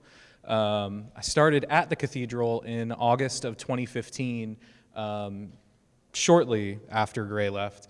And what I've been working on since then, what we at the cathedral have been working on since then, is a product of much of the discernment that Gray had mentioned the cathedral was doing during that time. And so a number of the Circle South, which is our mission site in Fountain Square, is a product of the same kind of discernment conversations as Good Samaritan and Brownsburg, much of what was going on at the cathedral at that time. Let me see, am I doing this right? There we go. So, the story of Circle South has much to do with commercial real estate terminology. When I came to the cathedral in August of 2015, I was given the directive to find a space for a mission site in Fountain Square. My restrictions were that I could not hire staff and I could not buy property. And so we engaged in the process of looking at available commercial property in Fountain Square, available for lease. And we found that many folks were just flat not willing to rent to us. You come in with a non-commercial business plan in a thriving commercial zone, and there were many thank you, but no thank you. In the space that we occupied, we found a 2,000 square foot storefront that was owned by the former president of the Southeast Neighborhood Development Association, who, because of his background in community development, kind of was able to see where we were going. And through this process, I became introduced to the term white box. And this is what a white box is. A white box condition is the interior condition of either new or existing building or suite. Improvements generally consist of heating, cooling with delivering systems, lighting, electrical switches, outlets, lavatories, finished ceiling, walls that are prepped for painting, and a concrete floor. You get 4 walls, a floor, and a toilet in a white box, and electric. And that's what we got at Circle South. This is a picture of the space right now in one of its early phases, but what we found was being good Episcopalians and wanting to go in with a plan. When we got into the space, we contacted contractors, we got the RFP, we thought about design usages, and then the community kind of showed up at our doorstep. It was February of this year, February of 2017. We didn't move into the space until summer of 2016. It was February of 2017, and a gallery owner in Fountain Square, they recently lost their gallery in the Murphy Arts building. What was a thriving home of the arts in Indianapolis is now being converted more and more into restaurant and office space. And this owner had lost their gallery. We were connected by a member of the leadership at Circle South. And he walked into what was a white box space, our white box space, and I'm sitting here apologizing for, oh, well, we're going to have, we're just working with the contractors, and I'm trying to negotiate. And he goes, this is perfect. This is perfect. And what came out of that, this was the first iteration of a group of students around Indianapolis. This was late last year at the height of the Syrian crisis. They said, we want to do a fundraiser. And so I said yes. And they turned the space into this. This is a gathering of Syrian refugees. You see many women here in hijab. A group of a number of people who wouldn't otherwise be associated came together and held an awareness-raising event. There were 50 people in that room, generated spontaneously and by the community. I just said yes. What we exist to do at Circle South is to partner with the work of the Spirit already taking place in the neighborhood. This is the guiding principle of any of this. As church, we have to get out of the colonial mindset. We don't bring Jesus to people. Jesus is already there. We are going to realize that, to name it, and to build community around it. Circle South exists to partner with the work of the Spirit already taking place in Fountain Square. The principal form of that response consists of building Christian community in, by, and with the neighborhood. The principal way we build community is by creating space. As many of you might know, if you've been in the Fountain Square neighborhood in Indianapolis recently, it is gentrifying rapidly. The cost of living and the price of access is greatly increasing. And this is the story of many of our neighborhoods in Indianapolis. This is the story of many of our neighborhoods in Indianapolis, which means that these spaces, which were once very fluid and accessible and real, are drying up. After this initial encounter with that group of students, with this arts nonprofit manager, who really opened my eyes to what the space could be, I thought about something kind of from my story. I grew up in Central Florida on the Space Coast.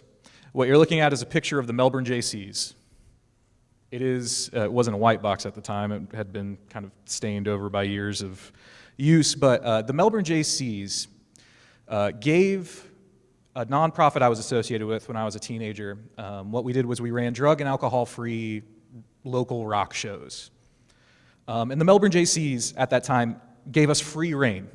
They would have it for their meeting once a month, but they gave us free reign of the space, and this was our home. Some of the holiest times of my life I can remember happened in this building. There's still a chunk of my finger that's gone because of a power drill accident when I was building a stage. It has marked me.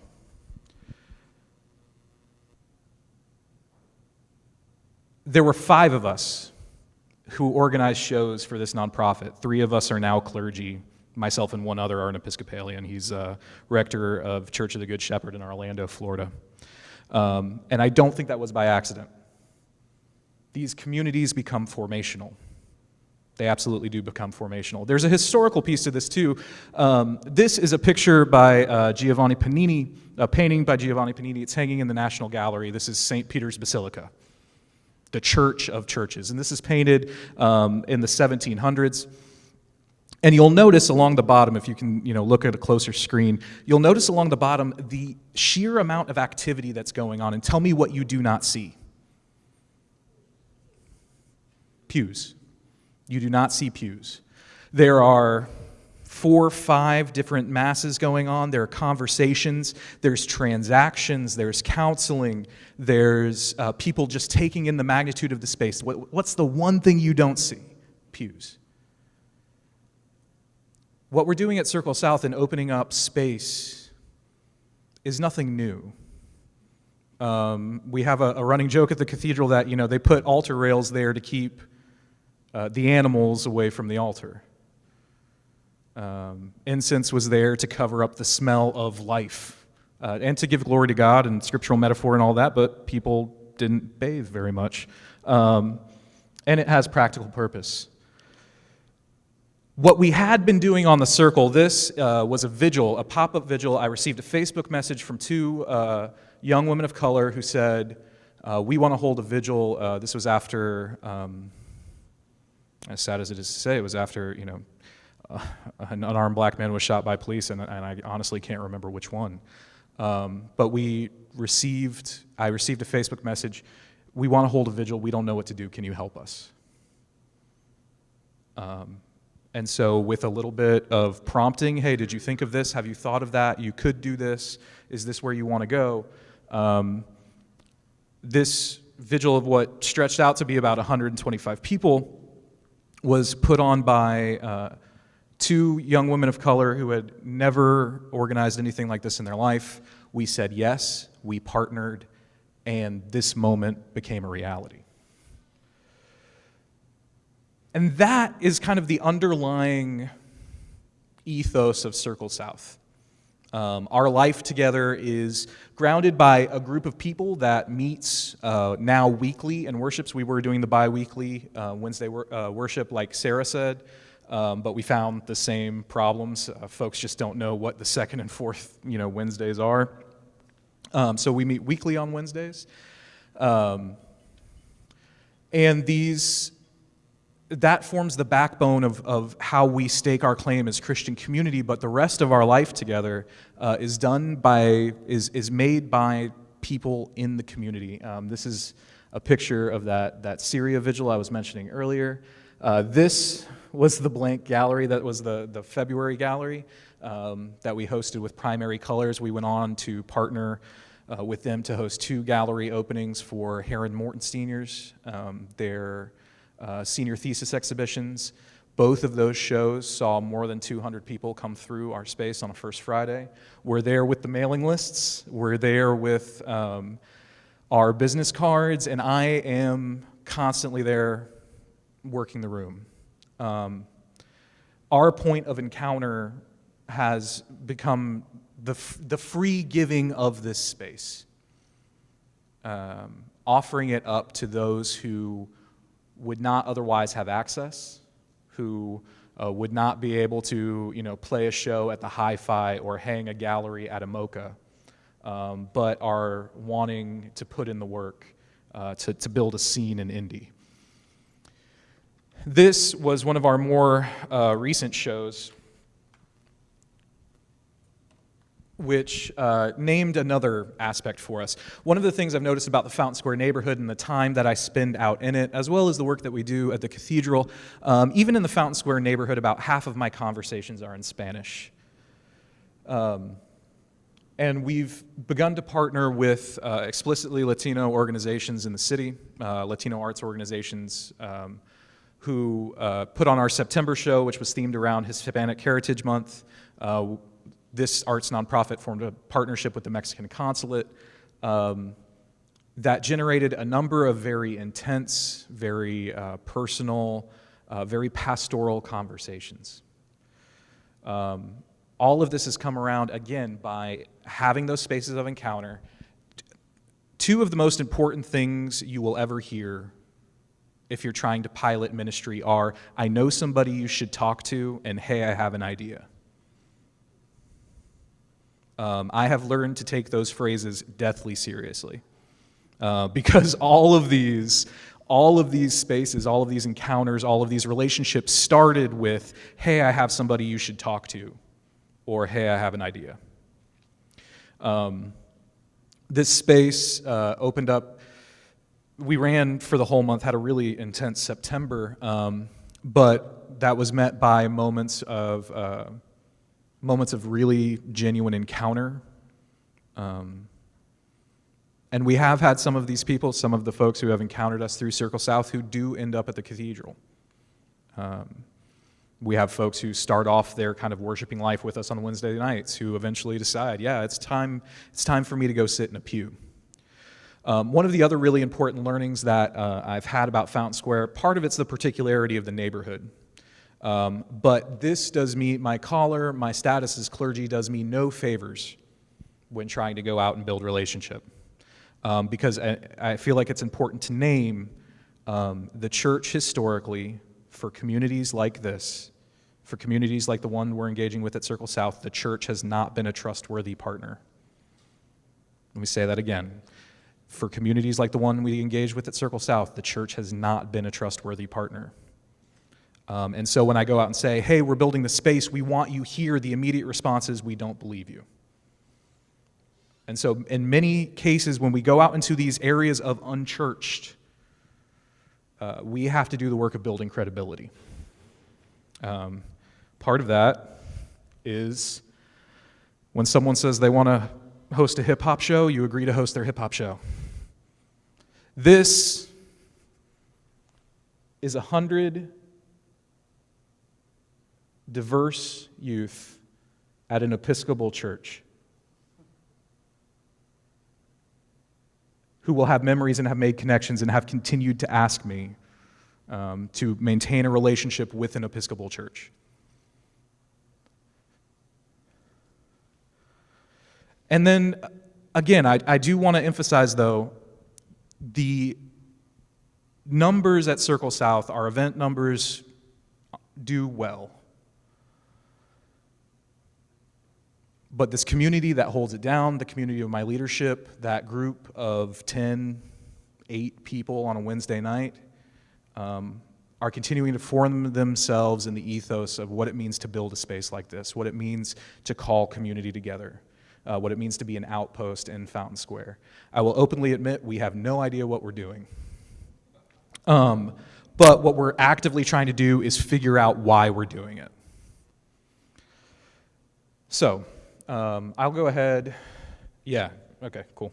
So I'll go ahead and we do, within our branding, within our life, within everything that we do, we make sure that it is known that we are a mission site of Christ Church Cathedral. You know, I don't hide my title, I don't hide where I come from. It's just you have to conduct yourself a little bit differently. So with that, if there are any questions. C. Davies, yes, sir. I have a question for all 3 of you. Okay. Whether introverts or extroverts, what apprehensions did you all have to get over to be so public? Just speaking for myself, specifically in the Fountain Square neighborhood, I had to get over the fact that folks weren't going to trust me. Going from the cathedral, which is a position where I'm implicitly granted a very high degree of trust because I am, you know, a canon of the cathedral, to Fountain Square where I'm a dude with a space and it's kind of weird what we're doing and folks don't really know if they can trust me or not. That's been a big one that I've had to get over. So I was a priest, I had been a priest for 14 years prior to starting this ministry, and if I could go back now, I wish I could go back to those 14 years prior to what I'm doing in Good Samaritan and have a redo, because for 14 years I thought that my job was to be in the office and fly a desk and run the church, to make sure the bulletins got out on time and to make sure the church was running like a well-oiled train. And now what I realized 2 years into doing this church plant is my job is to be out in the world, to be a visible presence and to connect with my community, to help my congregation connect with the community and help my community connect with the congregation. So I wish I could go back and redo those 14 years and have been outside in my neighborhood more and have seen my job out in the neighborhood. I would encourage, if you're a part of a vestry, if you're a lay leader, that you have an expectation of your clergy that they're out in the neighborhood, and if you're a lay leader, that you go with them and partner with them in the neighborhood so that you can be out into the world. I studied English, theater, and have a Master of Divinity. Doing such things like putting together a 40-page business plan, talking with over 20 contractors and vendors, and giving presentations to Lily board members who were on our vestry was nothing that I could do on my own. So I had to reach out and get a lot of help, both from members within the congregation, and then also hiring Gray Lassane's church planter consultant to be my consultant putting the business plan together. So going from being that improv actor who loved comedy and making people laugh, I had to get to know a different part of my professional side to encourage people to give us a good chunk of money and to invest in this dream that the congregation had.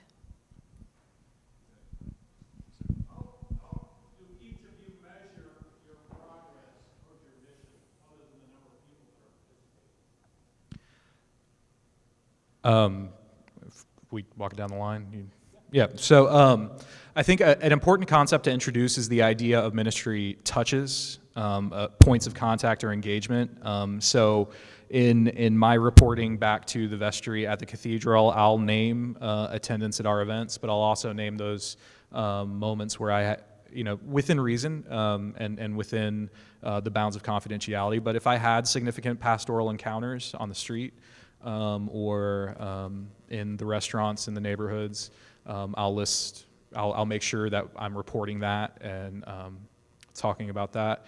Personally though, and I think as a spiritual practice, there are moments in this work where the Spirit shows up, and it shows up palpably.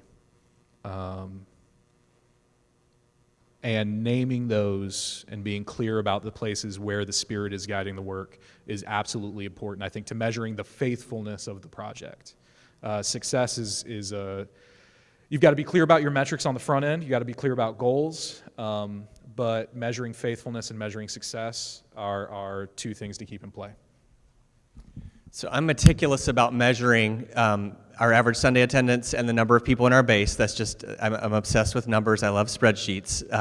I realize that can't be, but I do report those every week to our staff and to our lay leaders, and then I have a once a month kind of accountability meeting with my supervisor, Bruce Gray. So I am meticulous about those numbers, kind of measuring, are we growing, are we reaching more people with our worship and in our base? Then I'd say the other kind of measures for me of success are, how many lay leaders are we starting to develop who are taking on ministries and saying things to me like, you don't need to be here for this meeting, get lost. So I take that as a good sign when they kick me out.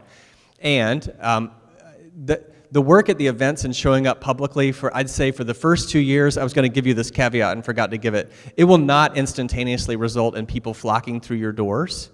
But after doing this for 2 years, it's now the fruits are starting to yield, which is when I go to these events, when I see people in town, they say, we know who you are, we really appreciate your congregation's work and service. So to be recognized in our community as a leader is kind of a sign of success for me. And I wholeheartedly agree with Gray that we can't ignore the quantitative metrics. So I keep track of how many folks are in our base, as well as how many are coming, as well as the individual ministry touches that I have when I'm at the coffee shop. But I also pay really good attention to the qualitative metrics. How comfortable are people sharing stories of their faith? How comfortable are they when I invite people to prayer, either silently or aloud, voicing a prayer aloud, moving from a dream of having a building to actually having a building was certainly a process. And I think it's a great progress that we got to that place of having a building because we failed many times. We had the issue of folks not wanting to rent to us because we're a church, the church not moving quick enough to secure a commercial contract. Things like, well, the improvements that we want on a commercial space are actually kind of residential. Well, there's a permit against that. So just hitting those barriers and then asking ourselves, okay, I hear that. What do we need to go around or over or pick another option that works? So simply getting the congregation on board has been a large part of the challenge to overcome.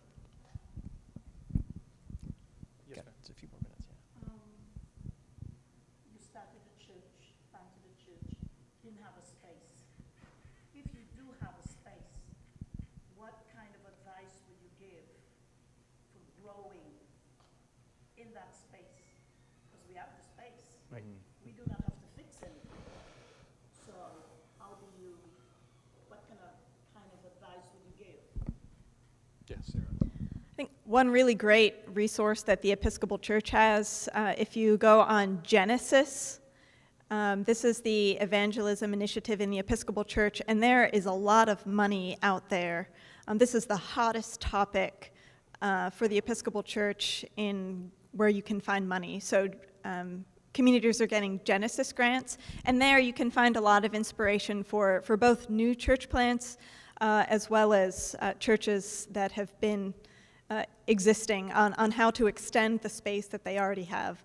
A lot of it begins simply with, in my experience with St. Paul's on the Way, has been gathering people for meals and fellowship in as many ways as we can. And then out of those conversations, listening to where the joys are and seeing where people come alive and how they come alive, and seeing that as the movement of the Spirit and taking it. If I had a space, I would not be asking myself, what can we offer that will attract people in? That's kind of, I think, the kiss of death for existing congregations is, what can we invent on our own that we think will draw people in? Rather, I would ask, who in the community, who could we partner with that might be able to benefit from our space and who we might be able to learn something from? I was sitting at the table, our table mates are folks at Grace Muncie. Is anybody here from Grace?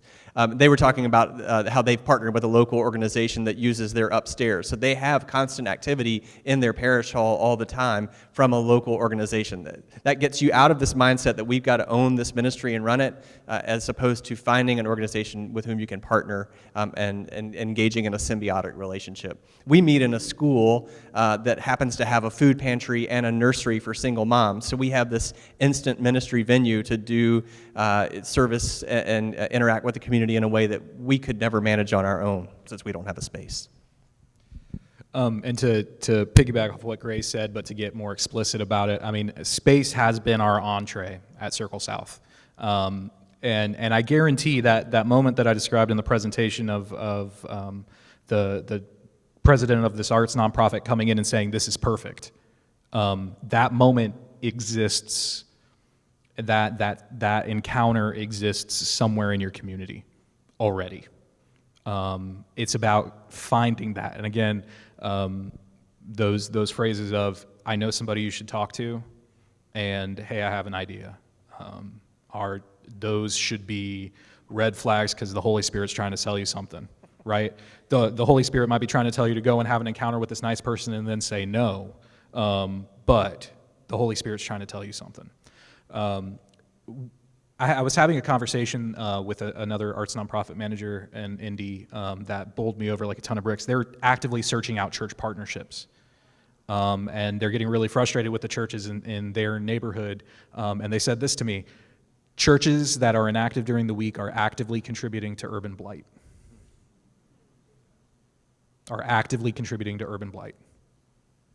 We are not doing our job if we are not offering up our space generously. It's scary. It's scary. You're letting people you don't know, who knows what kinds of problems and agendas, but those are the risks, calculated, controllable. Get your building policies on lock, do the vestry work, have trustworthy people who you can trust to manage these spaces, and then give them away. Give them away.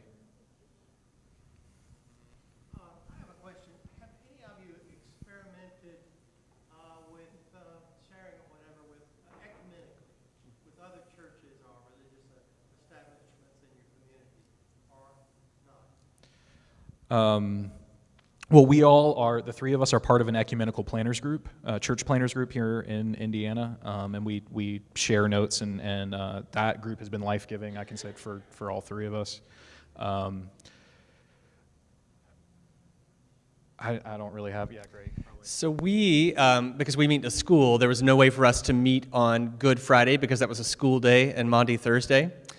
So we decided, I put out a call to other congregations, more Protestant congregations that don't have a traditional Good Friday service. And these are pretty fundamentalist, conservative churches in our town with whom we probably would have nothing in theological agreement except for the cross. So I thought, I'm going to use this opportunity. And on Good Friday, we reached out to several of them and said, hey, would you guys like to do an ecumenical Good Friday worship service at 12 noon on the town hall grounds at Brownsburg Town Hall? And I reached out to the town manager. It was a town holiday, and so she said, we don't care what you do as long as you don't make a mess. So there was free space. One of the Protestant churches brought an old wooden rugged cross, and we did the Good Friday liturgy without communion from the prayer book on Good Friday on the town hall green. So are there creative uses of our prayer book and our liturgy where we might have ecumenical partners to do something interesting with? We did it on Good Friday. We're going to do Ash Wednesday because, again, I can't use the school on Ash Wednesday, so we're doing Ash Wednesday in a pub theology. So we do a conversation and then do the imposition of ashes. We're doing that this coming year. And last summer, so summer of 2016, we used space in a United Methodist church while we were just trying to figure out who we are and how we were. And it was mutual because the UMC church was also trying to figure out whether or not it would be able to hold or afford a full-time pastor. So they were looking into some creative options of using their own space and seeking renters. So we were renters in their space for a touch of time. And I think we got an email that someone from another church wants to see what we're doing and be a worship leader. We have a worship leader, but we invited this person to come in and join in. I think I've been notified by Gray. We have time for one more. Van, yeah. How have you had to balance addiction with being in a pub or a bar? That's actually been one of the that's been a live issue for us at Circle South is, even if we are in conformance with the diocesan and the cathedral alcohol service policies, we made the decision that at any public Circle South event, alcohol is not to be served. We do offer the space for for rent by private parties. In which case they have to abide by the cathedral's policies. When I take folks out to dinner in the neighborhood, we don't buy booze. It's not being prohibitive about it, but it's part of creating safe space. Just saying that, being clear about it up front and saying this is not part of the culture of this place. So our pub theology meets in a restaurant that's called Green Street Pub, which is why we use the word pub. And this is a restaurant that has a party room in the back that is not often used on a Wednesday night. So I asked the manager of the restaurant, hey, can we have this group here if we promised, to have 20 to 25 people come for dinner? Our policy is we pay for appetizers, and then people are responsible for ordering their own drinks. I always kind of emphasize I'm enjoying my drink of choice is a glass of sweet tea, and so there's not this kind of expectation that everyone will order alcohol. It's never been an issue for us. We always have kind of 2 adults at the door just to kind of check people on the way out, just to kind of say thanks for being here. And if there were someone at the door that we were concerned about, we would certainly make sure that they did not leave and drive home. It has not, in the 30 pub theologies we've not had an issue once. And this was one of the driving factors as to why we wanted to move out of a pub and into our own space. So we wouldn't immediately be inviting people to a brewery. It happened to be a space that was very, very friendly and open to serving us. They were not brewing their own beer at that one time, though. So it wasn't highlighting the beer, but it was really a matter of service. But we talked about it in conversation. We made it very clear that all folks were welcome, and our plan is to eventually be in a space that is not labeled as a pub. And our young adult group meets for Theology Thursday, not pub theology. That was almost more so I could help remind folks the day it was. We've also met in a Donato's pizza room and just called it pizza theology instead of pub theology. So, just repurpose it accordingly for your local location. So we...